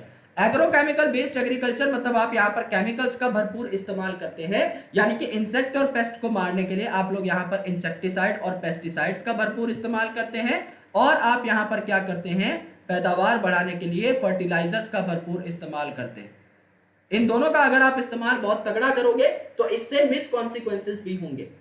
पहली बात तो जो चीज बढ़ेगी वो है कॉस्ट। हर किसान के लिए अफोर्डेबल नहीं होता कि वो केमिकल फर्टिलाइजर्स का इस्तेमाल करे या फिर वो केमिकल पेस्टिसाइड्स या इंसेक्टिसाइड्स का इस्तेमाल करे। और दूसरा है इसकी मिस हैपनिंग्स। ये केमिकल्स जो है आपकी अक्यूमुलेट हो जाते हैं सॉइल के अंदर एंड अल्टीमेटली क्रॉप के अंदर भी, तो क्रॉप की जो क्वालिटी है वो भी डिग्रेड होने लग जाती है। लोगों को इन केमिकल से अपनी सेहत को नुकसान पहुंचाने का एक मौका मिलता है, जो कि हमें नहीं चाहिए। और जो आपकी सॉइल है उसके अंदर भी ये केमिकल्स डिपॉजिट होते हुए चले जाते हैं, जिससे कि मिनरल कॉम्पोजिशन पर फर्क पड़ जाता है, सॉइल की जो प्रोडक्टिविटी है उस पर भी आपको लॉस झेलना पड़ सकता है। तो एग्रोकेमिकल बेस्ड एग्रीकल्चर आपका हरित क्रांति के टाइम पर एक अच्छा ऑप्शन माना जाता था, आज के दिन में एक बहुत बढ़िया ऑप्शन नहीं माना जाता है, due to cost and due to the unnecessary consequences, जो कि फिलहाल हमें नहीं चाहिए, we can not afford them. Second important thing is organic agriculture. Organic agriculture मतलब आप लोग ऑर्गेनिक खेती करो। ऑर्गेनिक खेती करो मतलब फर्टिलाइजर्स का इस्तेमाल मत करो, मैन्योर्स का इस्तेमाल करो। दोनों में बहुत फर्क है। मैन्योर आप घर पे बना सकते हो, फर्टिलाइजर आपको केमिकल्स इंडस्ट्रीज से खरीदने पड़ेंगे। मैन्योर घर पे बना सकते हो कैसे? जैसे कि गाय का गोबर है, गोबर के अंदर आप लोग बचा हुआ कुछ आपका जो सामान है वो मिक्स कर सकते हो। गोबर के अंदर बचा हुआ सामान, जैसे आपके घर की बची हुई वेजिटेबल वेस्ट है, आपके घर में थोड़ा कुछ खाने का सामान बच गया, उसको आप फेंकने जा रहे थे, उसको आप यूज कर सकते हो, फूड एसेंशियल्स को यूज कर सकते हो, राइट। इसके अलावा कुछ पानी वानी है जो आप नॉर्मली फेंक देते हो, जैसे कि चाय पत्ती वगैरह है, वो सब आप इस्तेमाल कर सकते हो। इनके वेजिटेबल्स वगैरह के छिलके जो हैं, पील्स हैं, ये आप इस्तेमाल कर सकते हो। ये सारी चीजें मिला जुलाकर, यानी कि जो घर का किचन वेस्ट है, इसको ही आप मिला जुलाकर अच्छे तरीके से क्या कर सकते हो, एक मैन्योर में कन्वर्ट कर सकते हो। और ये मैन्योर जब आप डालोगे, जैसे राख का इस्तेमाल कर सकते हो। गांव में चूल्हे के ऊपर रोटी बनाई जाती है, चूल्हे के ऊपर रोटी अगर आप बनाओगे तो राख आपको मिलेगी ना, क्योंकि आप चूल्हे पे रोटी बनाते हो। तो मैं यहाँ पर लिख दे रहा हूँ, मुझे पता नहीं स्पेलिंग क्या है, यही है मेरे हिसाब से। तो चूल्हे के ऊपर जब आप रोटी बनाते हो तो अल्टीमेटली पानी गर्म करने के लिए भी लोग लकड़ियों का इस्तेमाल करते हैं, तो राख आपको मिलती है। एंड राख क्या है? राख आपका इनऑर्गेनिक ऐश है। राख क्या है? राख आपका इनऑर्गेनिक कंटेंट है। तो आपका इनऑर्गेनिक कंटेंट आपको राख से मिल गया जिसके कोई साइड इफेक्ट नहीं है। मैन्योर यानी ऑर्गेनिक कंटेंट आपको मिल गया गोबर से, वेजिटेबल वेस्ट से, आपके घर के किचन वेस्ट से, ये आपको ऑर्गेनिक मिल गया। यानी चाहे आप ऑर्गेनिक सामान की बात करो, चाहे आप इनऑर्गेनिक सामान की बात करो, आपको अपने घर से ही सब कुछ मिल जा रहा है। तो अल्टीमेटली आपकी खेती बढ़िया हो जाती है, आपकी कॉस्ट यहाँ पर कम हो जा रही है क्योंकि आप बाहर से कुछ भी खरीद कर नहीं ला रहे हो। और दूसरी चीज, यहाँ पर कोई मिस कॉन्सिक्वेंसेज नहीं है, सॉइल की क्वालिटी पर इससे कोई दुष्परिणाम नहीं पड़ेगा। आप लोग नेचुरल चीजों का इस्तेमाल करते हो जो सॉइल में डालने से उसकी नेचर में सुधार ही आएगा, उसकी काबिलियत और बढ़ेगी। तो ये सबसे बेस्ट बात है। लेकिन यहां पर एक इंपॉर्टेंट इशू ये है कि अब देखो, अब पेस्ट का आप इस केस में कुछ नहीं कर सकते। तो आपकी प्रोडक्टिविटी तो बढ़ेगी लेकिन पेस्ट का आप कुछ नहीं उखाड़ पा रहे हो क्योंकि आपने उसके लिए कोई अच्छा समाधान नहीं ढूंढा है। तो इसके लिए क्या है, जेनेटिकली इंजीनियरिंग आपको करनी पड़ती है। ऐसा क्रॉप आप तैयार करो, ऐसा जेनेटिकली मॉडिफाइड क्रॉप आप तैयार करो जो क्या हो, प्रोडक्टिविटी को भी बढ़ा दे। तो ये जो जीएमओ है ये क्या करेगा, ये आपकी प्रोडक्टिविटी को भी बढ़ा देगा, प्रोडक्टिविटी को भी बढ़ा देगा। और ये क्या कर देगा दोस्त, प्रोडक्टिविटी बढ़ाने के साथ साथ ये क्या कर देता है, आपको पेस्ट रेजिस्टेंस भी प्रोवाइड करता है। तो आपको पेस्टिसाइड्स नहीं इस्तेमाल करने को यहां पर मिलते बेसिकली क्योंकि जरूरत ही नहीं है। तो आप पेस्ट के ऊपर अटैक कर सकते हो डायरेक्टली। आपने क्रॉप के अंदर एक प्रोटीन इंटीग्रेट करा दिया है जो अपना काम खुद ही देख लेगा। तो जेनेटिकली मॉडिफाइड ऑर्गेनिजम्स क्या होते हैं, या ट्रांसजेनिक ऑर्गेनिजम्स आप इन्हें कहते हैं, जिसमें आपने कोई नया जीन इंट्रोड्यूस कर दिया है। तो ये वो प्लांट है, ये वो बैक्टीरिया है, ये वो फंगस है, ये वो एनिमल है, कोई भी हो सकता है जेनेटिकली मॉडिफाइड। किसी का भी जीन उठाकर किसी अलग ऑर्गेनिज्म में डाल दिया तो वो ऑर्गेनिज्म जेनेटिकली मॉडिफाइड कहलाता है। अगर मेरे जीनोम के अंदर मैंने बैक्टीरिया का कोई जीन डाल दिया then I am genetically modified. मैंने अपना जीन बैक्टीरिया के अंदर डाल दिया तो होस्ट कौन है, अब बैक्टीरिया, तो बैक्टीरिया गॉट जेनेटिकली मॉडिफाइड। तो यहां पर जिसके जीन्स को आप ऑल्टर करते हो बाय मैनिपुलेशन, यानी जिसके जीन को, जिसकी जेनेटिक कॉम्पोजिशन को आप चेंज कर रहे हो, उसे क्या बोला जाएगा, मैनिपुलेटेड ऑर्गेनिज्म या फिर ट्रांसजेनिक ऑर्गेनिज्म या जेनेटिकली मॉडिफाइड ऑर्गेनिज्म। तो यहां पे हम प्लांट्स को बेहतर बना रहे हैं तो इन्हें आप क्या बोलोगे, जेनेटिकली मॉडिफाइड क्रॉप्स या जेनेटिकली मॉडिफाइड प्लांट्स या ट्रांसजेनिक क्रॉप्स या ट्रांसजेनिक प्लांट्स।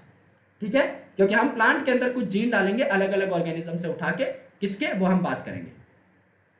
तो अब देखो, अब अगर आप एग्रीकल्चर के अंदर जेनेटिकली मॉडिफाइड ऑर्गेनिजम्स या जेनेटिकली मॉडिफाइड प्लांट्स को ले आते हो तो फायदा क्या क्या है। अगर ये प्लांट एक जीएमओ है, अगर ये प्लांट एक जेनेटिकली मॉडिफाइड ऑर्गेनिज्म है तो इसके लाभ क्या है, इससे हमें क्या फायदा है। It makes the crop more tolerant to abiotic stresses, that is cold, drought, salt and heat. यहां पे आपका जो क्रॉप है वो ज्यादा टॉलरेंट है, वो ज्यादा क्षमता रखता है किसको झेलने की, ठंडक को झेलने की, गर्मी को झेलने की, सूखे पने को झेलने की और सॉल्ट को झेलने की। तो आपके क्रॉप्स टॉलरेंट कैसे बनते हैं इन स्ट्रेसेस के खिलाफ। आप क्या करते हो, कुछ ऐसे जीन्स की स्टडी करते हो जो कि इन स्ट्रेसेस को कोप अप करने में हेल्प करते हैं प्लांट की। समझ लो ये एक प्लांट है, इस बात को बहुत गौर से सुनना। समझ लो ये एक प्लांट है, ये एक प्लांट है, ये नॉर्मल कंडीशन के अंदर रह रहा है, नॉर्मल कंडीशन में रह रहा है। ठीक है, नॉर्मल कंडीशन में रहा, नॉर्मल कंडीशन में इसके जीन्स का लेवल हमने चेक किया, यह आपका जीन ए, यह आपका जीन बी, यह आपका जीन सी, यह आपका जीन डी। इनका लेवल मैंने चेक किया कि कितने कितने एक्सप्रेस हो रहे हैं, कितना इनका प्रोटीन बन रहा है। जीन ए जो है वो एक्सप्रेस किया और उसने प्रोटीन बनाया इतना, जीन बी एक्सप्रेस किया उसने प्रोटीन बनाया इतना, जीन सी एक्सप्रेस किया उसने प्रोटीन बनाया इतना, जीन डी ने बनाया इतना। यानी बी और डी ने ज्यादा बनाया, ए और सी ने थोड़ा कम बनाया जब प्लांट आपका नॉर्मल कंडीशन में था। अब मैं इस प्लांट को ले जाता हूं, इसके किसी सीड को, एंड अल्टीमेटली इसे मैं कहां उगा देता हूं, सूखे में उगा देता हूं, यानी मैं इसे ड्रॉट कंडीशन में उगा देता हूं। अगर मैं इसे ड्रॉट वाली कंडीशन में उगा देता हूं तो मैं जब इसका एक्सप्रेशन देखूंगा तो वो थोड़ा सा चेंज हो जाएगा। अब यहां पर इसके अंदर 4 ही जीन्स हैं, ए बी सी और डी। अब मैं इनका एक्सप्रेशन देख लेता हूं, ए आपका कम ही एक्सप्रेस किया जितना पहले वाले में कर रहा था तो सेम है, बी आपका एक्सप्रेस किया बहुत ज्यादा, सी आपका एक्सप्रेस किया उतना ही जितना पहले वाले में था, और डी आपका एक्सप्रेस किया बहुत ज्यादा। तो यहां पर मैं क्या कह सकता हूं, यहां पर मैं शुद्ध हिंदी में यह कह सकता हूं मेरे दोस्त कि मेरे जो प्रोटीन्स बी एंड डी हैं बी एंड डी इनका एक्सप्रेशन बड़ा है, क्या मैं ये कह सकता हूं? इनका एक्सप्रेशन बड़ा है। इनका एक्सप्रेशन कब बढ़ा? जब मैंने इनको ड्रॉट में रखा, यानी कि प्लांट को जब मैंने सूखे इलाके में ग्रो किया। यानी ये दोनों प्रोटीन्स ज्यादा कब बने? जब सूखा आपको देखने को मिला आसपास, यानी ये दोनों प्रोटीन्स कहीं ना कहीं प्लांट को सूखे में सरवाइव करने में हेल्प करते हैं। तो मैं क्या करूंगा, अब मेरा कोई नॉर्मल प्लांट है, उसके अंदर मैं क्या करूंगा, बी और डी इंसर्ट करा दूंगा और इनका एक्सप्रेशन बढ़वा दूंगा। कोई नॉर्मल प्लांट है आपकी दूसरी स्पीसीज का जो सूखे में ग्रो नहीं कर सकता, लेकिन मैं चाहता हूं कि मैं उसे राजस्थान में ही उगाऊं, तो मैं क्या करूंगा, एक एक्सपेरिमेंट बिल्डअप कर दूंगा कि भाई बी और डी जीन में डाल रहा हूं इस पर्टिकुलर प्लांट से किसी दूसरे प्लांट में। अगर ये बी और डी सही तरीके से एक्सप्रेस किए तो ये इन्हें हेल्प करेंगे ड्रॉट में उगने में, यानी कि राजस्थान में मैं अपनी पसंद की क्रॉप उगाने की कोशिश कर सकता हूं। अगर ये एक्सपेरिमेंट कामयाब हुआ तो ड्रॉट रेजिस्टेंस मुझे मिल जाएगी। सिमिलरली आप नॉर्मल प्लांट को उगा सकते हो हायर टेम्परेचर पे, तो आपको पता लग जाएगा कौन से जीन्स इंपॉर्टेंट है हायर टेम्परेचर पे उसे सरवाइव कराने में, तो उन जीन्स को आप एक्सट्रैक्ट कर सकते हो और आप एक दूसरे प्लांट के अंदर डाल सकते हो जिसे आप हायर टेम्परेचर पे ग्रो कराना चाहते हो। तो ये एक्सपेरिमेंट्स बहुत ज्यादा वाइटल होते हैं। आप यहां पर क्या देखते हो, जीन एक्सप्रेशन देखते हो, तो आप क्या देख रहे हो, यहां पर जीन एक्सप्रेशन देख रहे हो, ये आपके जीन्स का एक्सप्रेशन। और जीन एक्सप्रेशन देखने के लिए आपके पास काफी सारी टेक्निक है। सबसे कॉमन टेक्निक जो आप इस्तेमाल करते हो वो है आपका माइक्रो एरे। ठीक है, तो काफी सारी ऐसी चिप है जिनको इस्तेमाल करके आप मल्टीपल जीन्स का एक्सप्रेशन देख सकते हो कि कौन कितना एक्सप्रेस कर रहा है, कौन कितना प्रोटीन बना रहा है। उस हिसाब से आप लोग अपने नए नए कॉम्बिनेशंस तैयार कर सकते हो। अब मुझे यहां पर पता लगा कि बी और डी ड्रॉट में सर्वाइवल के लिए रिस्पॉन्सिबल हैं, तो कोई ऐसा प्लांट जिसको मैं ड्रॉट में उगाना चाहता हूं उसमें मैं बी और डी जीन एक्सप्रेस करा दूंगा इंटीग्रेट कराने के बाद। Pest resistant crop reduce use of chemical pesticide. अगर मैंने क्रॉप में ही पेस्ट रेजिस्टेंट केमिकल डाल दिया है या फिर बनाने लग गया है क्रॉप मेरा पेस्ट रेजिस्टेंट केमिकल, तो पेस्टिसाइड का मुझे इस्तेमाल नहीं करना पड़ेगा। यहां पर हम लोग बीटी क्रॉप्स के बारे में बहुत डिटेल में पढ़ेंगे from the next slide. BT का मतलब है बैसिलस थुरिंजिएंसिस, जो कि बीटी टॉक्सिन नाम का एक टॉक्सिन बनाता है, केमिकल बनाता है, प्रोटीन बनाता है जो कि आपके इंसेक्ट्स की डेथ कर देगा। It helps to reduce post harvester losses. मैंने आपको बताया था पोस्ट हार्वेस्टर लॉसेस यानी कटाई के बाद अगर आप स्टोर करते हो अपनी ग्रेन्स को तो उसमें काफी सारे लॉसेस हो जाते हैं, उससे भी बचाता है आपका जेनेटिकली मॉडिफाइड क्रॉप खुद को, यानी प्रोडक्टिविटी बचेगी। अगर लॉस कम तो प्रोडक्टिविटी ज्यादा, सिंपल सी बात है ना, यही तो हम पढ़ रहे थे। लॉस कम तो प्रोडक्टिविटी ज्यादा। जो हम कन्वेंशनल टेक्निक्स की बात कर रहे थे या मैनेजमेंट टेक्निक्स की बात कर रहे थे उसमें यही तो हो रहा था। अगला, it increases the efficiency of mineral usages. ऐसा नहीं है कि मैं एक बार में सब खा जाऊं क्योंकि मुझे भूख लगी। हमें भूख के लिए नहीं बल्कि हमारी जरूरत के हिसाब से काम करना चाहिए। अगर मेरी जरूरत है 2 रोटी की तो मुझे कितनी भी भूख लगी हो या फिर मेरा कितना भी टेस्ट बैठ गया हो किसी चीज के ऊपर, अगर मैं भूख के हिसाब से काम करता हूं, अगर मैं अपनी भूख को संतुष्ट करने के बाद जो है अपनी जरूरत को संतुष्ट करने के बाद जो है खाना बंद कर देता हूं तो इट्स गुड। लेकिन अगर मैं टेस्ट के लिए काम करता हूं, भाई जितना बड़ा है मुझे सारा ही खाना है, then it is going to be very difficult for me. तो यहां पर क्या है, काफी बार जो क्रॉप्स है वो क्या करते हैं, उनको एफिशिएंट मिनरल यूजेज नहीं आता। सॉइल के अंदर प्रेजेंट है मिनरल 4 सीजन तक का, लेकिन उन्हें दिख रहा है कि भाई बहुत अच्छे मिनरल हैं, चलो यार ये भी पकड़ लेता हूं, ये भी पकड़ लेता हूं, ये भी पकड़ लेता हूं। सॉइल के अंदर जितने मिनरल्स थे सबको एक्विप करके एक बढ़िया क्रॉप उगा दी, लेकिन अगले सीजन का क्या, सब कुछ तो खत्म कर दिया, सब कुछ तो एग्जॉस्ट हो गया। अब क्या करोगे अगले सीजन में, तो अगले सीजन के लिए कुछ बचता ही नहीं है। तो आपको क्या करना है, यहां पर इंक्रीज करनी है एफिशिएंसी ऑफ मिनरल यूजेज, जिससे कि क्रॉप को आइडिया रहे कि भाई मुझे कितना मिनरल उठाना है, जिससे कि अगली बार के लिए भी बचे। अर्ली एग्जॉशन जो है सॉइल की फर्टिलिटी की ना हो, सॉइल की फर्टिलिटी एक ही सीजन में खत्म ना हो जाए। It enhances the nutritional value, ये न्यूट्रिशनल वैल्यू भी बढ़ा देती है फूड की। ये क्वेश्चन आपका इतनी बार पूछा गया है एप्लीकेशंस ऑफ बायोटेक्नोलॉजी में से, मेरे हिसाब से क्वेश्चन कम से कम 5 बार पूछा गया है।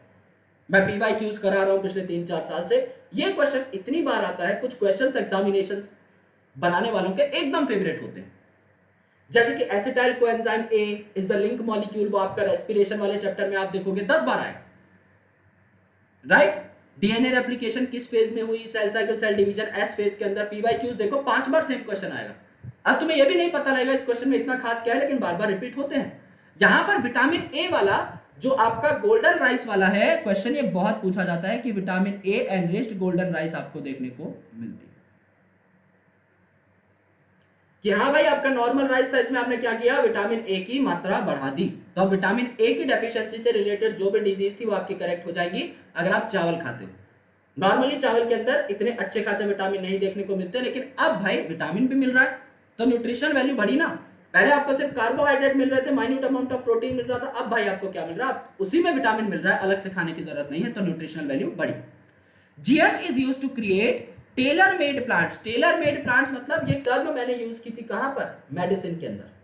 टेलर मेड मेडिसिन या पर्सनलाइज्ड मेडिसिन, याद है, molecular basis of inheritance, human genome project. Human के जीनोम को कोड क्यों किया, आगे आने वाले जमाने में मैंने आपको बताया था, जैसे हमारा आधार कार्ड है उसके ऊपर एक बार कोड होगा, उसमें आपका क्या होगा, पूरा का पूरा आपका जीनोम सीक्वेंस करके डाला हुआ होगा, और आपके जीनोम को सीक्वेंस करके डॉक्टर आपको ऐसी मेडिसिन सजेस्ट करेगा जो आपके ऊपर 100% इफेक्ट दिखाए। ऐसा नहीं है कोई साइड इफेक्ट हो जाएगा, ऐसा नहीं है कि आपके ऊपर असर नहीं करेगी, एक बढ़िया मेडिसिन जो है आपको प्रेस्क्राइब की जाएगी जो सिर्फ आपके लिए ही हो। क्योंकि कुछ लोगों के अंदर, लोगों के ग्रुप्स होते हैं, समझ लो, एक मेडिसिन है जो ग्रुप ए पे बहुत अच्छा काम करती है, बी वाले उसके प्रति सेंसिटिव होते हैं। एक मेडिसिन है जो ग्रुप बी पे अच्छा काम करती है, सी वालों पे अच्छा काम नहीं करती। एक है जो ग्रुप सी पे अच्छा काम करती है। तो आपको वही मेडिसिन दी जाए जो आपके ऊपर एक बार में असर दिखा दे, तो इससे क्या होता है, फार्मास्यूटिकल इंडस्ट्री एकदम बूम पे आ जाएगी एंड अल्टीमेटली आपको 1000 बेहतर ऑप्शंस मिल पाएंगे मेडिसिन के, और आप जल्दी जल्दी ठीक हो जाओगे। इसी प्रकार से टेलर मेड प्लांट्स भी है, यानी हम वो प्लांट्स बना दे जिनकी आपको जरूरत है। अच्छा भैया क्या चाहिए, स्टार्चेस चाहिए, ऐसा प्लांट बना देता हूं जिसमें स्टार्च भरपूर स्टोर हो जाए। क्या चाहिए, बायोफ्यूल चाहिए, ऐसा प्लांट बना देता हूं जिसमें एनर्जी स्टोरेज कंपाउंड्स बहुत ज्यादा हों। आपको क्या चाहिए, मेडिसिन चाहिए, ऐसा प्लांट जो मेडिसिन बना रहा था उसके अंदर मैंने कोई जीन डाला, उस प्लांट की मैंने क्या कर दी, बहुत ही ज्यादा बेहतर तरीके से ग्रोथ कर दी। आप वहां से अपना केमिकल एक्सट्रैक्ट कर सकते हो। यानी आपको जो चीज चाहिए उस हिसाब से मैं टेलर मेड प्लांट बना दूंगा। टेलर मेड मतलब जैसे टेलर कटाई करके एक ऐसी पैंट बनाएगा जो आपके ही फिटिंग में आएगी, एक ऐसी शर्ट बनाएगा जो आपकी फिटिंग में आएगी, ऐसे ही मैं एक ऐसा प्लांट बनाऊंगा जो वही काम करेगा जिसकी आपको जरूरत है। स्टार्च चाहिए, स्टार्च वाला प्लांट ले लो, बायोफार्मास्यूटिकल की कोई इंपॉर्टेंट केमिकल तैयार करनी है, वैसा प्लांट ले लो। ये होते हैं एडवांटेजेस जेनेटिकली मॉडिफाइड प्लांट्स के। ड्रॉट से बचा लेगा, टेम्परेचर फ्लक्चुएशन से बचा लेगा, कोल्ड से बचा लेगा, सॉल्ट स्ट्रेस से बचा लेगा। इसके बाद क्या होगा, पोस्ट हार्वेस्टर लॉसेस से बचा लेगा। पेस्ट की कोई खास टेंशन नहीं है क्योंकि पेस्ट रेजिस्टेंस इसके अंदर ही मौजूद है। आपकी मिनरल यूजेज की एफिशिएंसी को बहुत बढ़िया तरीके से बढ़ाता है, न्यूट्रिशनल वैल्यू को बढ़ाता है, यानी विटामिन का भी संचार कर देगा कार्बोहाइड्रेट प्रोटीन्स के साथ। And ultimately Taylor made plants भी बना सकते हो, जिस चीज की जरूरत है वही चीज पहुंचा सकते हो आपके अलग अलग जगह पर। अब क्या हुआ, पेस्ट रेजिस्टेंट प्लांट अगर बनाने हैं तो क्या करना पड़ेगा, कोई तो प्रोटीन भेजना पड़ेगा ना प्लांट के अंदर। प्लांट नेचुरली तो पेस्ट को रेजिस्ट कर नहीं सकते हैं, आपको कोई जीन डालना पड़ेगा प्लांट के अंदर जो ऐसा प्रोटीन बनाए जो उसे पेस्ट से बचा ले। तो pest resistant plant act as biopesticide. Biopesticide इसे क्यों बोला, क्योंकि बायोलॉजिकल ऑर्गेनिजम्स हैं और पेस्टिसाइड का काम कर रहे हैं, ये खुद ही अपने आप को पेस्ट से बचा ले रहे हैं, तो it is a kind of biopesticide. It reduces the need of insecticide. अगर मेरे भाई आपने बायोपेस्टिसाइड ही तैयार कर दिया है, ऑर्गेनिज्म खुद ही पेस्टिसाइडल एप्लीकेशन लेकर बैठा हुआ है, तो इसको किसी एक्सटर्नल केमिकल की आवश्यकता नहीं है, आपको बाहर से इंसेक्टिसाइड पेस्टिसाइड नहीं देने पड़ेंगे। फॉर एग्जाम्पल आपका बीटी कॉटन, आपका BT corn, BT rice, BT tomato, potato, soybean, brinjal, 1000 सब्जियां ऐसी बन चुकी हैं आज के दिन में, तो कुछ ही मेंशन है आपके एनसीईआरटी में क्योंकि बहुत पुरानी है एनसीईआरटी और नया डेटा इनकॉर्पोरेट नहीं किया हुआ है अभी, लेकिन ऐसी काफी सारी सब्जियां हैं जिनमें बीटी इनकॉर्पोरेशन हो चुका है। बीटी क्या है, बीटी एक बैक्टीरिया का नाम है, इसका नाम है मेरे भाई का बैसिलस thuringiensis। बैसिलस thuringiensis, तो पहले नाम से आपका बी उठाया, दूसरे से टी उठाया, तो इसका नाम क्या है, बीटी। अब बीटी के अंदर क्या होते हैं, यानी इस बैसिलस thuringiensis नाम के बैक्टीरिया के अंदर क्या होता है, कुछ जीन्स होते हैं जिनको आप क्या बोलते हो, क्राई जीन्स। और एक क्रायोजीन्स कुछ प्रोटीन बनाते हैं, कुछ टॉक्सिन्स बनाते हैं, जिन्हें क्या बोला जाता है, बीटी टॉक्सिन्स या क्रायो प्रोटीन्स। ये बीटी टॉक्सिन जब है एक इंसेक्ट खा लेगा, जब ये इंजेस्ट कर लिया जाएगा बाय इंसेक्ट, तो इंसेक्ट के अंदर जाकर ये जो टॉक्सिन है ये एक्टिवेट हो जाता है। ये आपका खुद बैक्टीरिया के अंदर कैसा रहता है, इनएक्टिवेटेड प्रोटॉक्सिन के फॉर्म में प्रेजेंट रहता है, यानी एक्टिवेट नहीं हुआ, तो बैक्टीरिया को इससे कोई हार्म नहीं होता। लेकिन एक बार इंसेक्ट में अगर ये चला गया तो इंसेक्ट के गट के अल्कलाइन पीएच की वजह से आपका ये एक्टिवेट हो जाता है, और एक बार एक्टिवेट हो गया तो इंसेक्ट के गट में छेद कर देता है, परफोरेशन कर देता है, और गट के अंदर अगर परफोरेशन हुई तो इंसेक्ट मर जाता है, इंसेक्ट की मृत्यु हो जाती है। तो बीटी टॉक्सिन क्यों इंपॉर्टेंट है पता लगा। आप क्या करो, अब इन जीन्स को उठाओ, अब आप इन जीन्स को उठाओ और आप इन जीन्स को डायरेक्टली कहां भेज दो, दूसरे पेन से मैं दिखा देता हूं, आप इन जीन्स को डायरेक्टली भेज दो प्लांट में, डायरेक्टली भेज दो प्लांट के अंदर। अब अगर आपका एक इंसेक्ट प्लांट को इंजेस्ट करेगा, प्लांट को खाएगा, तो भी तो सेम मैकेनिज्म हो जाएगा ना।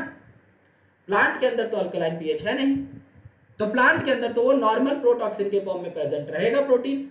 लेकिन जब आपका इंसेक्ट खा लेगा इन क्रिस्टल्स को, इन बीटी टॉक्सिन्स को, तो इंसेक्ट के अल्कलाइन पीएच की वजह से क्या हो जाएगा, गट परफोरेशन हो जाएंगी और इंसेक्ट की हो जाएगी death. And that's why BT is very very important. तो सबसे पहले जो आपका तैयार किया गया था, सबसे अर्लीस्ट टोबैको में भी आपका बहुत ज्यादा इस्तेमाल किया गया था। देन आपका कॉटन वगैरह आए, सबसे वाइडली कॉटन में फिर इस्तेमाल किया। आप अपनी एनसीईआरटी में जो टॉपिक पढ़ते हो that is related to the BT cotton only. तो यहां पर देखो कॉटन में इस्तेमाल किया गया है, तो आपकी कॉटन अच्छी खासी देखने को मिल रही है। टोमेटो में इस्तेमाल किया गया, टोमेटो की फसल अच्छी खासी देखने को मिल रही है। कॉर्न में इस्तेमाल किया, पोटैटो में इस्तेमाल किया। इसी प्रकार से आपका टोबैको में, सोयाबीन में, राइस में, सब में इस्तेमाल किया जा सकता है। करता क्या है, लेट्स टॉक अबाउट दिस। तो नाम क्या है, बैसिलस थुरिंजिएंसिस। अब बैसिलस थुरिंजिएंसिस नाम है, तो बैसिलस क्या था, बैसिलस मेरे भाई आपका रॉड शेप था ना। बैसिलस क्या था आपका, रॉड शेप था। कॉकस आपका राउंड था, बैसिलस आपका रॉड शेप था। यहां पे देखो ये जो रॉड बनाई हुई है ये क्या है, ये आपकी बैसिलस है। तो कुछ स्ट्रेन्स ऐसे हैं बैसिलस थुरिंजिएंसिस के जो प्रोटीन बनाते हैं, जो इंसेक्ट्स को किल कर सकते हैं, और अलग अलग इंसेक्ट को किल करेंगे। यहां से क्वेश्चन पूछा जाता है, अब जो मार्क कर रहा हूं उसे गौर से देखना। ये जो आपके प्रोटीन्स है ये अलग अलग इंसेक्ट को मारते हैं, जैसे ये कॉलियोप्टेरेंस को मार सकते हैं। कॉलियोप्टेरेंस फॉर एग्जांपल बीटल्स, तो बड़े बड़े जो बीटल्स हैं इनको ये मार देते हैं, जो कॉलियोप्टेरेंस में आते हैं। बी और सी से आप याद कर सकते हो कॉन्सिक्यूटिव अल्फाबेट से। लेपिडोप्टेरेंस को ये मार सकते हैं। लेपिडोप्टेरेंस मतलब टोबैको बर्डवॉर्म, जो कि टोबैको को बचा लेगा, आर्मी वॉर्म, इनको भी मार सकते हैं।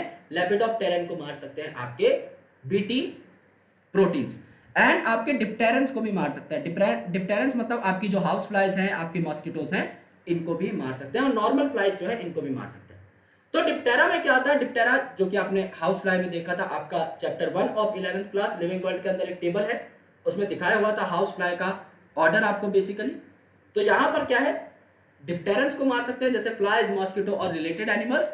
देन आपका कॉलियोप्टेरेंस को मार सकते हैं जैसे कि आपका बीटल, एंड आपका लेपिडोप्टेरन को मार सकते हैं जैसे आपका tobacco budworm and your army worm. तो बैसिलस थुरिंजिएंसिस क्या करता है, एक टॉक्सिक इंसेक्टिसाइडल प्रोटीन बनाता है जिसको आप बोलते हैं बीटी टॉक्सिन। अब ये जो टॉक्सिक प्रोटीन है ये क्रिस्टल की फॉर्म में रहता है, यानी आपका हार्ड रहता है, ओके। और एक पर्टिकुलर फेज के दौरान बीटी ने ये बनाया, यानी बैसिलस थुरिंजिएंसिस नाम के बैक्टीरिया ने अपने ग्रोथ के एक पर्टिकुलर फेज में क्या बनाया, बीटी टॉक्सिन बनाया, इस प्रोटीन को बनाया, ठीक है। It does not kill the bacillus, क्यों, क्योंकि इनएक्टिव प्रोटॉक्सिन के फॉर्म में प्रेजेंट है या प्रोटोटॉक्सिन के फॉर्म में प्रेजेंट है। तो अब देखो यहां पर ये आपका एक पौधा है जिसके ऊपर क्या है, आपका इंसेक्ट यहां पर इसे किल कर रहा है, एंड अल्टीमेटली जो कॉटन है वो उसको पूरे तरीके से खा जाएगा, पूरे तरीके से खा जाएगा। अगर मैं अपनी कॉटन को बचाना चाहता हूं इस इंसेक्ट से, तो मुझे क्या करना पड़ेगा, अब बीटी इनकॉर्पोरेट कराना पड़ेगा। अगर इस कॉटन में मैं पहले से बीटी टॉक्सिन डाल देता या बीटी का जीन डाल देता, तो क्या होता, वो एक्सप्रेस कर गया होता और ये इंसेक्ट अभी तक मर गया होता, और बढ़िया कॉटन मुझे देखने को मिल जाती, जिसमें कोई भी दिक्कत नहीं होती, कोई भी ग्रोथ में फर्क, कोई भी ईल्ड में फर्क नहीं पड़ता। तो बीटी जो है ये अपनी ग्रोथ के दौरान क्या बनाता है, जो बैसिलस thuringiensis नाम का बैक्टीरिया है अपनी ग्रोथ के एक पर्टिकुलर फेज के दौरान बनाता है प्रोटीन जिसको आप बोलते हैं बीटी टॉक्सिन। और वो बैक्टीरिया के अंदर इनएक्टिवेटेड प्रोटॉक्सिन के फॉर्म में प्रेजेंट है, लेकिन जब ये बैक्टीरिया का प्रोटीन इंसर्ट हो जाएगा आपके इंसेक्ट के अंदर या इंजेस्ट कर लिया जाएगा बाय द इंसेक्ट, तो इनएक्टिव जो टॉक्सिन है ये एक्टिव टॉक्सिन में कन्वर्ट हो जाएगा just because of the alkaline pH of the gut which solubilises the crystal. मैंने आपको क्या बताया, बैक्टीरिया के अंदर एक क्रिस्टल के फॉर्म में है, हार्ड फॉर्म में प्रेजेंट है, लेकिन जब अल्कलाइन पीएच आ जाएगा तो एक क्रिस्टल जो है सॉल्युबलाइज हो जाएगा और इसके अंदर का जो एक्चुअल टॉक्सिक मटेरियल था वो रिलीज हो जाएगा। अब ये टॉक्सिक मटेरियल रिलीज हो चुका है और ये जो टॉक्सिक मटेरियल है रिलीज होकर बाइंड कर चुका है to the surface of midgut of epithelial cells and create pores. यानी जो आपका मिडगट है एक इंसेक्ट का, इनिशियली फोरगट प्रेजेंट होता है, फिर मिडगट, फिर आपका हाइंडगट सबसे लोअर पार्ट। तो मिडगट की जो एपिथेलियम है इस पे बाइंड कर जाते हैं आपके टॉक्सिन प्रोटीन्स एंड बाइंड करने के बाद क्या करते हैं, छेद करना स्टार्ट कर देते हैं, परफोरेशंस करना स्टार्ट कर देते हैं, जिस वजह से सूजन हो जाती है एंड लाइसिस हो जाती है एंड अल्टीमेटली इंसेक्ट का पूरा एलिमेंट्री कैनाल लाइस हो जाता है, इंसेक्ट की डेथ हो जाती है। यह चीज आपको यहां पर देखनी थी। This is the thing that you need to talk about over here. अब यहां पर देखो बात करते हैं कि क्या हुआ एक्चुअल। मेरे हाथ को देखते रहना गौर से। ये आपका बैसिलस thuringiensis है, यहां पे आपका रॉड शेप बैक्टीरिया दिखाया हुआ है पूरा का पूरा, ठीक है, आपका डार्क ग्रीन कलर में। इसके अंदर क्या है, क्रिस्टल प्रेजेंट है आपका ये वॉयलेट कलर का। अब देखो आपका चाहे बीटी कॉर्न हो चाहे आपका बीटी कॉटन हो, इसके अंदर आपका क्या बन रहा है, चाहे बैक्टीरिया हो, इसके अंदर आपका जीन था बीटी का क्राइजीन, तो वो आपका प्रोटीन बना रहा है, क्रिस्टल बना रहा है। एंड यहां पर अगर आपने इसे क्रॉप के अंदर डाल दिया है तो भी क्रिस्टल बना रहा है। चाहे इंसेक्ट के अंदर ये बैक्टीरिया चला जाए, चाहे इंसेक्ट के अंदर अब आपके क्रॉप का कोई पार्ट चला जाए, ये बीटी टॉक्सिन इंजेस्ट कर लिया जाएगा। अब ये बीटी टॉक्सिन इंजेस्ट तो कर लिया, फोर गट में तो नॉर्मली प्रेजेंट है, लेकिन अब जैसे ये मिड गट में आया ना तो क्या हुआ, धीरे धीरे इसके ऊपर का क्रिस्टल सॉल्युबलाइज होने लग गया और जैसे ये एक्टिवेट हो जाता है तो ये जो है आपका मेरे भाई देखो ये आपके छोटे छोटे सॉल्युबलाइज क्रिस्टल बन चुके हैं। अगर ये सॉल्युबलाइज क्रिस्टल यहां पे बन चुके हैं तो ये क्या करेंगे, ये आपके इंसेक्ट के मिडगट के एपिथेलियल सेल्स हैं जो कि लाइनिंग बनाते हैं, इसके ऊपर रिसेप्टर पे बाइंड कर जाएंगे आपके ये टॉक्सिन्स। अब ये सॉल्युबलाइज टॉक्सिन कहां, मिडगट के अंदर बाइंड कर गए अलग अलग जगह पे, और अब ये बाइंड करेंगे तो क्या हो जाएगा यहां पर मेरे भाई, यहां पर टॉक्सिन का ओलिगोमर बन जाएगा, यानी काफी सारी यूनिट आ जाएंगी। एक टॉक्सिन बाइंड किया इनिशियली और फिर बोला आ जाओ भाई सारे, यहां पर बैठने की जगह है, और इन्होंने क्या बना दिया, एक छेद जैसा स्ट्रक्चर बना दिया। यहां पर देखो इतने सारे ओलिगोमर्स आ गए कि इन्होंने एक आपका ओवरऑल सिलेंड्रिकल स्ट्रक्चर बना लिया जिसके बीच में छेद हो गया, तो मेम्ब्रेन जो है इसके अंदर छेद होने लग गए तो लाइसिस इसका हो जाता है, लाइसिस हो जाता है जिसकी वजह से हो जाएगी सेल डेथ एंड अल्टीमेटली काम आपका खत्म हो जाएगा, आपका इंसेक्ट जो है उसकी डेथ हो जाएगी। तो अल्टीमेटली क्या हुआ यहां पर देखो एक और बार लेजर पॉइंटर से, चाहे आप यहां पर बैक्टीरिया दिखा दो कि अगर आपके इंसेक्ट ने बैक्टीरिया को खा लिया तो भी प्रोटोटॉक्सिन उसके अंदर चले जाएंगे, चाहे बीटी कॉर्न और बीटी कॉटन। अब बीटी कॉर्न लिख दिया मतलब कि मॉडिफाइड है, बीटी कॉटन लिख दिया मॉडिफाइड है, इनके अंदर बीटी जीन्स हैं, तो इनको अगर खा लिया तो प्रोटॉक्सिन चला गया इंसेक्ट के अंदर या प्रोटोटॉक्सिन चला गया इंसेक्ट के अंदर। इंसेक्ट के अंदर जाने के बाद अल्कलाइन पीएच मिला तो ऊपर का जो क्रिस्टल था वो सॉल्युबलाइज हो गया और छोटे छोटे इसने क्या बना लिए, एक्टिव टॉक्सिन्स बना लिए। अब एक्टिव टॉक्सिन्स मिडगट की एपिथेलियम पर जाकर बाइंड करेंगे और क्या बना लेंगे, एक पूरा का पूरा सिलेंड्रिकल स्ट्रक्चर बना लेंगे। देखो यार जैसे पेन है, इस पेन के साइड में एक और पेन आया, फिर एक और पेन आया, एक और पेन आया, तो ये क्या बना लेंगे, आपका एक राउंड स्ट्रक्चर बना लेंगे। जैसे ये आपका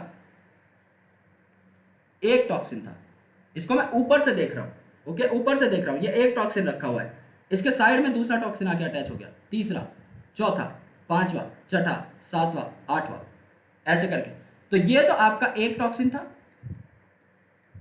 ये तो आपका एक टॉक्सिन था, यहां पर क्या हो गया, ये आपका क्या बन गया, इससे ओलिगोमर बन गया, ओलिगोटॉक्सिन बन गया। ओलिगोटॉक्सिन के बीच में क्या है, आपका छेद हो जाएगा, ये क्या है, ये पोर है। अगर मैं पेन्स को ऐसे जचा देता हूं ना सिलेंड्रिकली तो उनके बीच में तो गैप रहेगा, और उस सिलेंडर को मैं कहीं पर गाड़ देता हूं अगर मेम्ब्रेन के अंदर, तो चारों ओर तो आपके पेन्स हैं और सेंटर पे छेद रह गया जिसके अंदर मेम्ब्रेन के अंदर घुस जाएंगे क्या, आपके अलग अलग कंपोनेंट्स, मेम्ब्रेन से बाहर निकल जाएगा सारा का सारा फ्लूइड और हो जाएगी लाइसिस और इंसेक्ट की हो जाएगी डेथ। ये है बीटी कॉटन का एक्शन का मैकेनिज्म। ये आपका कॉटन है खिला खिला। अगर आपका यहां पर कॉटन बॉलवर्म काम कर गया होता, इंसेक्ट यहां पे अगर अपना जलवा दिखा गया होता, तो आपको इतना बढ़िया कॉटन नहीं देखने को मिलता। डंडी रह जाती नीचे, सिर्फ ऊपर का सारा जो व्हाइट माल है ये साफ हो गया होता। तो specific BT toxin genes were isolated from bacillus thuringiensis and incorporated into crop plants such as cotton. BT toxin जो है इसके अलग अलग जीन है, और अलग अलग जीन जाहिर सी बात है अलग अलग प्रोटीन बनाएंगे जो इंसेक्ट स्पेसिफिक होते हैं। एक बीटी सब इंसेक्ट्स को नहीं मार सकता। अगर आपको कॉटन को बचाना है एक पर्टिकुलर इंसेक्ट से, तो आपको स्पेसिफिक जीन इनकॉर्पोरेट कराना होगा कॉटन के अंदर। जैसे आपको कॉटन बॉलवर्म से बचाना है कॉटन को, तो आप अलग प्रकार के क्राई जीन्स इसके अंदर डालोगे। अगर आपको कॉर्न बोरर से बचाना है कॉर्न को, तो आप अलग प्रकार के क्राई जीन्स डालोगे। तो they are very insect group specific. Most BT toxins are insect group specific, not all but ज्यादातर जो है आपके इंसेक्ट ग्रुप स्पेसिफिक होते हैं। काफी होते हैं विच आर नॉन स्पेसिफिक, कुछ ऐसे हैं जो कि मल्टीपल इंसेक्ट्स को किल कर सकते हैं, लेकिन ज्यादातर जो है they are very specific. So the toxin is coded by a gene that is named cry. मैंने आपको पहले बता दिया था ये जो टॉक्सिक प्रोटीन्स बनते हैं इनके जीन का नाम है क्राई। तो अगर आप क्राई 1AC डालते हो और क्राई 2AB डालते हो, तो आपका कॉटन बॉलवर्म से आपको राहत मिल जाएगी। और अगर आप क्राई 1AB डालते हो तो कॉर्न बोरर से आपको राहत मिल जाएगी। ये क्वेश्चन पूछा जाता है। यहां पर मेरी एक सिंपल सी ट्रिक है जो मैं अक्सर स्टूडेंट्स को बताता हूं कि अगर नाम बड़ा है तो एक आधी चीज यहां पर बड़ी देखने को मिलेगी। अब नंबर यहां पर कौन कौन से हैं? नंबर आपके हैं यहां पर 1 और 2, इसके अलावा कोई नंबर नहीं है। अल्फाबेट कौन से आपके? A, B और C, A, B और C। अब नंबर आपका एक ही आ रहा है, तो 1 को हम क्या कंसिडर करेंगे? छोटा नंबर। B को कंसिडर करेंगे बड़ा नंबर। और यहां पर AB को हम लोग कंसिडर करेंगे छोटे अल्फाबेट, C को कंसिडर करेंगे बड़ा अल्फाबेट, क्योंकि बाद में आ रहा है। तो कॉटन बॉलवर्म का नाम बहुत बड़ा है, कॉटन बॉलवर्म का नाम बहुत बड़ा है। नाम बहुत बड़ा है तो किसके अंदर ये डिजीज कॉज कर सकता है? और इसको रोकने के लिए कौन से पर्टिकुलर क्राई जीन्स चाहिए? या तो इसके अंदर चाहिए क्राई 1AC। अब देखो क्राई 1 तो छोटा है, A भी छोटा है, C आपका बड़ा है। C आपका बड़ा हो गया तो आपका या तो ये चाहिए या आपको चाहिए क्राई 2AB, क्राई 2AB। अब A और B छोटे हैं लेकिन 2 बड़ा हो गया यहां पर। तो कॉटन बॉलवर्म जिसका नाम बड़ा है उसमें या तो C बड़ा होगा या 2 बड़ा होगा। अब नॉर्मली ऐसे निकाल सकते हैं, कॉर्न बोरर नाम छोटा है तो इसके अंदर सारी चीजें छोटी आ जाएंगी। क्राई, अब छोटा नंबर क्या था? 1, और AB आपके छोटे थे, क्राई 1AB। सिंपल सी बात है। कोई आपका 2 नंबर नहीं आया, कोई आपका C अल्फाबेट नहीं आया। अगर C अल्फाबेट आ गया या 2 नंबर आ गया तो ये कॉटन बॉलवर्म को मारेगा। अगर 1AB है, कोई 2 नंबर नहीं है, कोई AC नहीं है, तो ये कॉर्न बोरर छोटे नाम वाले को मारेगा। As simple as that. अच्छे तरीके से याद हो जाएगा। मेरी 12th क्लास में मैंने ऐसे ही याद किया था, अभी तक भी मुझे इसीलिए याद है क्योंकि अच्छी ट्रिक बनाता हूं मैं। चलो यार, अब देखो, अब आती है एक बहुत मस्त टेक्नोलॉजी जिसका नाम है RNA interference technology. Double standard RNA आपको यहां पर बनाना रहता है। कैसे काम करती है उसके बारे में बात करेंगे। तो पेस्ट रेजिस्टेंट प्लांट बनाने के लिए आपका हमने जो बेसिक बीटी वाला मैकेनिज्म था वो देखा। अब आप अगर समझ लो कोई नेमाटोड अटैक कर रहा है प्लांट के ऊपर, कोई एस्केलमिंथ अटैक कर रहा है, कोई राउंड वर्म अटैक कर दे रहा है। नेमाटोड का मतलब क्या है आपका? Round worm. कोई राउंड वर्म अगर अटैक कर दे रहा है तो क्या करोगे? तो टोबैको के प्लांट के अंदर, स्पेशली टोबैको प्लांट की रूट के अंदर आपका नेमाटोड अटैक करता है, जिसे आप क्या बोलते हैं? Nematode infestation. और टोबैको की प्रोडक्टिविटी की बैंड बच जाती है, प्रोडक्टिविटी एकदम लो हो जाती है। तो आपको यहां पर क्या करना है? टोबैको को बचाना है नेमाटोड से। तो आप किस टेक्नोलॉजी का इस्तेमाल करोगे? RNA interference technology. कैसे काम करती है उसके बारे में चर्चा करेंगे। तो एक नेमाटोड है जिसका नाम है मेलोडीजीनी इनकग्निशिया। अब मेलोडीजीनी इनकग्निशिया है, ये कहां इन्फेक्ट करती है? रूट को इन्फेक्ट करती है टोबैको प्लांट पे। इस पे मैं इतना जोर इसीलिए दे रहा हूं क्योंकि ये क्वेश्चन पूछा जा चुका है नीट में। और रूट पे क्योंकि इफेक्ट करती है, तो रूट अगर खराब तो पूरा प्लांट खराब। देखो कहा जाता है कि हर चीज की नींव मजबूत होनी चाहिए, अगर जड़ खराब है तो पूरे प्लांट के अंदर चीजें नहीं पहुंच पाएंगी बहुत बेहतर तरीके से। तो यहां पर जो आपकी टोबैको उसकी ईल्ड काफी कम हो जाती है, प्रोडक्टिविटी एकदम कम हो जाती है। तो आरएनए इंटरफेरेंस नाम की स्ट्रेटजी यहां पर हम इस्तेमाल करते हैं, जो कि इस इन्फेस्टेशन से बचाती है टोबैको प्लांट को। आरएनए इंटरफेरेंस मतलब आपका देखो, अगर यहां पर इस नेमाटोड का कोई जीन है, तो इस नेमाटोड का कोई जीन है यानी डीएनए है, ये आपका क्या कर रहा होगा, एक्सप्रेस कर रहा होगा, तभी तो बीमारी कॉज कर पा रहा है आपका नेमाटोड। तो डीएनए क्या करेगा, आरएनए में कन्वर्ट होगा, और आरएनए आगे चल के क्या बनाएगा, प्रोटीन बनाएगा। और ये प्रोटीन क्या कॉज कर रहा है, ये प्रोटीन आपकी बीमारी कॉज कर रहा है, यानी डिजीज कॉज कर रहा है। What if I stop this invasion over here, अगर मैं आरएनए पर ही इस पूरे के पूरे प्रोसेस को स्टॉप कर दूं, तो क्या मुझे बेहतर रिजल्ट नहीं मिलेंगे। अगर मैं आरएनए को ही एक्सप्रेस होने से रोक दूं, तो क्या प्रोटीन बनेगा, तो प्रोटीन आपका बनेगा ही नहीं। अगर प्रोटीन ही नहीं बनेगा तो बीमारी ही कॉज नहीं होगी, और अगर बीमारी कॉज नहीं होगी तो समाधान ही है। भाई बीमारी से ही तो हमें रोकना था, बीमारी से हमने रोक लिया। इसे आप क्या कहते हैं, आरएनए इंटरफेरेंस, यानी आप आरएनए की जो एक्सप्रेशन है, आरएनए का जो प्रोटीन में कन्वर्जन है, इसको इंटरफेयर कर देते हैं कि भाई आरएनए को मैं प्रोटीन में नहीं कन्वर्ट होने दूंगा, इसको मैं रोक लूंगा रास्ते में, क्योंकि प्रोटीन बन गया तो गड़बड़ है, तो उससे पहले मुझे कोई ना कोई समाधान ढूंढना पड़ेगा। तो ultimately what I will do over here is I will stop the expression of RNA so that it won't be getting converted into protein and ultimately I'll get my defense, मुझे मेरा डिफेंस यहां पर प्राप्त हो जाएगा। तो RNA interference क्या है, it is a method of cellular defence in all eukaryotes. दुनिया के जितने भी यूकैरियोट्स हैं, चाहे वो प्रोटिस्टा हो, फंगस हो, प्लांट हो, एनिमल हो, सबके अंदर आरएनए इंटरफेरेंस नाम का मैकेनिज्म होता ही है। क्योंकि हमारे अंदर अगर आप देखोगे तो यूजुअली अगर आप देखेंगे there is double stranded DNA which used to get itself convert into single stranded RNA. DNA का जो टेम्पलेट स्ट्रैंड है वही आरएनए में कन्वर्ट होता है। तो दो डीएनए के स्ट्रैंड्स से, डीएनए के जो दो स्ट्रैंड है 5 prime to 3 prime, 5 prime to 3 prime, इनसे सिर्फ एक सिंगल आरएनए का स्ट्रैंड बनता है, और ये सिंगल आरएनए का स्ट्रैंड जो है यही प्रोटीन में कन्वर्ट होता है, यही आपके कोडॉन्स कैरी करता है।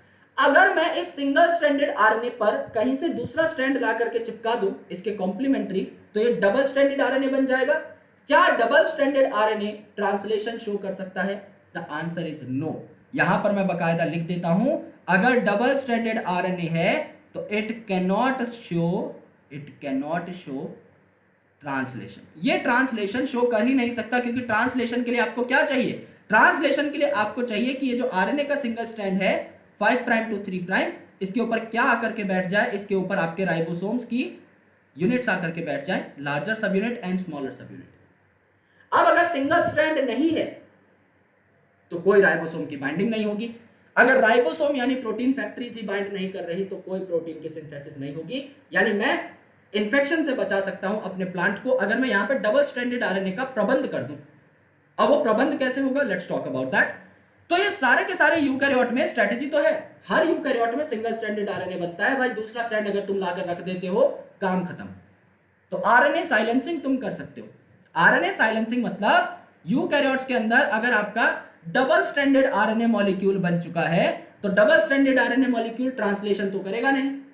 ट्रांसलेशन कर रहा था यानी एक्सप्रेस कर रहा था, अब एक्सप्रेस नहीं कर रहा तो कुछ नहीं बना रहा, चुपचाप आराम से बैठा है, यानी साइलेंस हो गया है। साइलेंसिंग मतलब it is not making any kind of protein, it is not getting itself expressed. क्यों? क्योंकि डबल स्ट्रैंडेड आरएनए मॉलिक्यूल बना है। क्यों बना है उसके बारे में चर्चा करते हैं।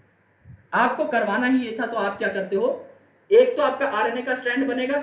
मेरे भाई अगर यहां पे आपका वॉर्म एंटर कर चुका है इनटू प्लांट, अगर वॉर्म एंट्री मार चुका है इनटू प्लांट, तो डबल स्ट्रैंडेड डीएनए वो लेकर आया होगा अपना। भाई पैथोजन है, कहीं पर घुसा है, कुछ तो इज्जत है ना, डीएनए तो लेकर घुसेगा। डीएनए को इसने सिंगल स्ट्रैंडेड आरएनए में कन्वर्ट कर दिया है। दो डीएनए के स्ट्रैंड से एक ही आरएनए स्ट्रैंड बनता है। एक आरएनए का स्ट्रैंड आपको बनाया है, आपको दूसरा आरएनए का स्ट्रैंड देना है। कहां से दोगे? अब आप कॉम्प्लीमेंट्री आरएनए का स्ट्रैंड कहां से दोगे? आप इन्फेक्शन करा दोगे बाय आरएनए वायरसेस, यानी कुछ ऐसे वायरसेस होते हैं जहां पर RNA is the genetic material. जैसे टोबैको मोज़ेक वायरस है भाई, टोबैको मोज़ेक वायरस है, इसमें क्या है, इसमें सिंगल स्ट्रैंडेड आरएनए है ना, जेनेटिक मटेरियल यहाँ पे देखो। तो क्या हो जाता है, आप या फिर कोई भी वायरस आप कंसिडर कर सकते हो जिसमें आरएनए जेनेटिक मटेरियल है, तो वो आपका जा सकता है किसी इंडिविजुअल के अंदर। और मोबाइल जेनेटिक एलिमेंट जिनको आप क्या बोलते हो, ट्रांसपोजोन्स, ये ट्रांसपोजोन्स किसने डिस्कवर किए थे, मोबाइल जेनेटिक एलिमेंट्स बारबरा मैकक्लिंटॉक, और मैम को इसके लिए नोबेल प्राइज भी दिया गया था, नोबेल प्राइज से सम्मानित भी किया गया था। ट्रांसपोसोम्स क्या होते हैं, इन्हें आप प्यार से बोलते हैं jumping genes. Mobile genetic elements हैं, यानी मोबाइल हैं, चल सकते हैं। जंपिंग जीन्स भी इन्हें कहा जाता है, फुदकते रहते हैं, अपनी पोजीशन को चेंज करते रहते हैं, ठीक है। तो ये दो आपकी सोर्सेज हो सकती हैं कॉम्प्लीमेंट्री आरएनए की। Let's talk about the sources that how they basically work. अब देखो आरएनए इंटरफेरेंस कैसे काम करता है, मैं आपको बता देता हूं। आपके सेल के अंदर, समझ लो आप एक प्लांट हो, आपके सेल के अंदर एंटर कर चुका है नेमाटोड या नेमाटोडा।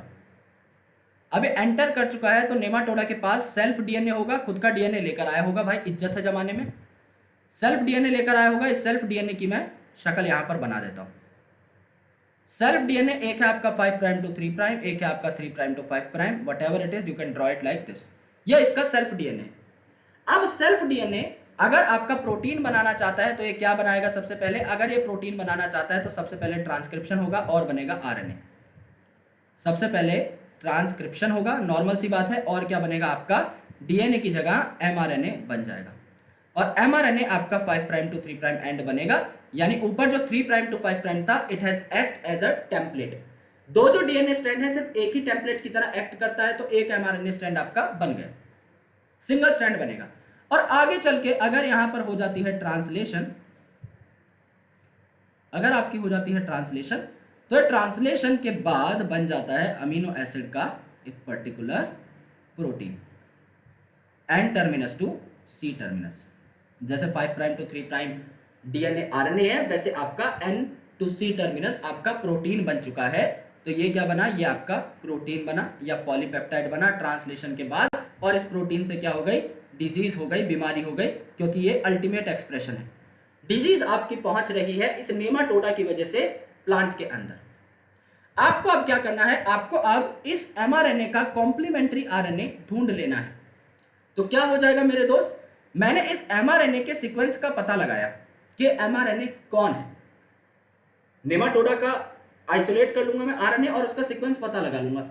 इसके कॉम्प्लीमेंट्री मैंने एक और आरएनए तैयार कर लिया और उसे डाल दिया एक वायरस के अंदर। अब वायरस जो है इसके पास आरएनए है, तो वायरस आया, वायरस क्या लेकर के आया, वायरस लेकर के आया आपका आरएनए जीनोम, आपका आरएनए जीनोम लेकर आया। आरएनए जीनोम जो है ये आपका सिंगल स्ट्रैंड यहां पर बना है 5 प्राइम टू 3 प्राइम। तो ये ऐसा सिंगल स्ट्रैंड है जो कॉम्प्लीमेंट्री है, इसे आप कॉम्प्लीमेंट्री आरएनए बोल सकते हो। किसके कॉम्प्लीमेंट्री है ये, इस वाले के कॉम्प्लीमेंट्री है, इस वाले के कॉम्प्लीमेंट्री है। यानी ये जो 5 प्राइम है ये यहां पर जाकर बाइंड कर जाएगा इस 3 प्राइम पे, ये जो 3 प्राइम है ये इस साइड बाइंड कर जाएगा 5 प्राइम पे, तो ओवरऑल एक डबल स्ट्रैंडेड आरएनए तैयार हो जाएगा। ये दोनों जब बाइंड होंगे, जब ये दोनों बाइंड हो जाएंगे, जब इन दोनों में बाइंडिंग हो जाएगी तो अल्टीमेटली क्या हो जाएगा, 5 प्राइम टू 3 प्राइम एक स्ट्रैंड, 3 प्राइम टू 5 प्राइम दूसरा स्ट्रैंड, क्या बन जाएगा, डबल स्ट्रैंडेड आरएनए बन जाएगा। क्या डबल स्ट्रैंडेड आरएनए एक्सप्रेस कर सकता है, नहीं कर सकता। ये जो डबल स्ट्रैंडेड आरएनए है ये अपने आप को ट्रांसलेट नहीं कर सकता, तो इसके अंदर कोई ट्रांसलेशन नहीं होगी। ये बात समझ में आई। एक स्ट्रैंड आपका पहले से था, आपने एक स्ट्रैंड डाल दिया। ये किससे आया, ये स्ट्रैंड आपका वायरस से आया, वायरस से आया। दूसरी बात, यहां पर आपके ट्रांसपोजोन्स हैं यानी जंपिंग जीन्स हैं। अब ट्रांसपोजोन्स क्या करते हैं, ये आपका एक पर्टिकुलर डीएनए का सेगमेंट है, इस डीएनए के सेगमेंट में ये जीन यहां पर था, ये जीन यहां से उछलता है और आपका यहां पर पहुंच सकता है, यानी अपनी प्लेस को चेंज कर सकता है। कैसे चेंज कर सकता है, या तो ये जो डीएनए है ये आपका डीएनए ही बना सकता है और ये डीएनए आपका इस जगह पर इनकॉर्पोरेट हो सकता है, या तो ये डीएनए क्या कर सकता है, ये डीएनए आपका पहले आरएनए बना सकता है सिंगल स्ट्रैंडेड, और फिर आपका दोबारा से डीएनए बना सकता है। यानी पहले आपका डीएनए आरएनए बनाएगा ट्रांसक्रिप्शन से और आरएनए डीएनए बनाएगा रिवर्स ट्रांसक्रिप्शन से। यहां पर क्या हुआ ट्रांसक्रिप्शन, यहां पर क्या हुआ रिवर्स ट्रांसक्रिप्शन। और ये जो आपका सिंगल स्ट्रैंडेड आरएनए बना था, ये आप क्या कर रहे हो, ये आप यहां पर इस्तेमाल कर ले रहे हो बाइंड करने के लिए आपके इस पहले से पड़े हुए सिंगल स्ट्रैंडेड एमआरएनए के साथ। तो आपके जो नॉर्मल ट्रांसपोजोन्स होते हैं या जंपिंग जीन्स होते हैं, जो आपके नॉर्मल ट्रांसपोजोन्स हैं, जो आरएनए नहीं बनाते, जो आपका डीएनए इंटरमीडिएट बनाते हैं, यानी डीएनए की फॉर्म में वो कट हुए एक जगह से दूसरी जगह जाकर चिपक गए, इनको आप नॉर्मल ट्रांसपोजोन कहते हो। नॉर्मल ट्रांसपोजोन नॉर्मल है। लेकिन मेरे भाई, अगर आपका ये पहले डीएनए से आरएनए बनाते हैं, आरएनए से दोबारा डीएनए बनाते हैं, तो ये आपके रिवर्स है। इनको क्या बोलते हो आप लोग, रेट्रो ट्रांसपोजोन। रेट्रो ट्रांसपोजोन। और ये रेट्रो ट्रांसपोजोन जो है ये आरएनए बनाते हैं। तो यहां पर क्या हुआ, ये रेट्रो ट्रांसपोजोन आरएनए बना रहे थे, इनका इस्तेमाल आपने किया आरएनए के एक स्ट्रैंड को जुटाने में, और अल्टीमेटली या तो यहां से आरएनए आ जाएगा, दूसरा आरएनए आपका नेमाटोड का है ही, इन दोनों में बाइंडिंग हो जाएगी, क्या बन जाएगा double stranded RNA. Double stranded RNA बना ट्रांसलेशन नहीं कर पाएगा, और क्या हो जाएगा, आपके आरएनए की साइलेंसिंग हो जाएगी। यही बात है, ये बात आपके यहां पर खत्म हो जाती है। तो आरएनए साइलेंसिंग आपकी ऐसे हो गई।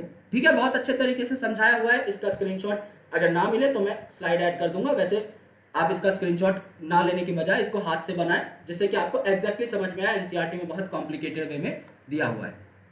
तो अब देखो क्या हुआ, अब आपका आरएनए इंटरमीडिएट बनाने वाला जो रेट्रो ट्रांसपोजोन था, उसको मैंने यहां पर इस्तेमाल किया। तो आरएनए इंटरमीडिएट बनाने वाले को क्या बोला मैंने, रेट्रो ट्रांसपोजोन बोला।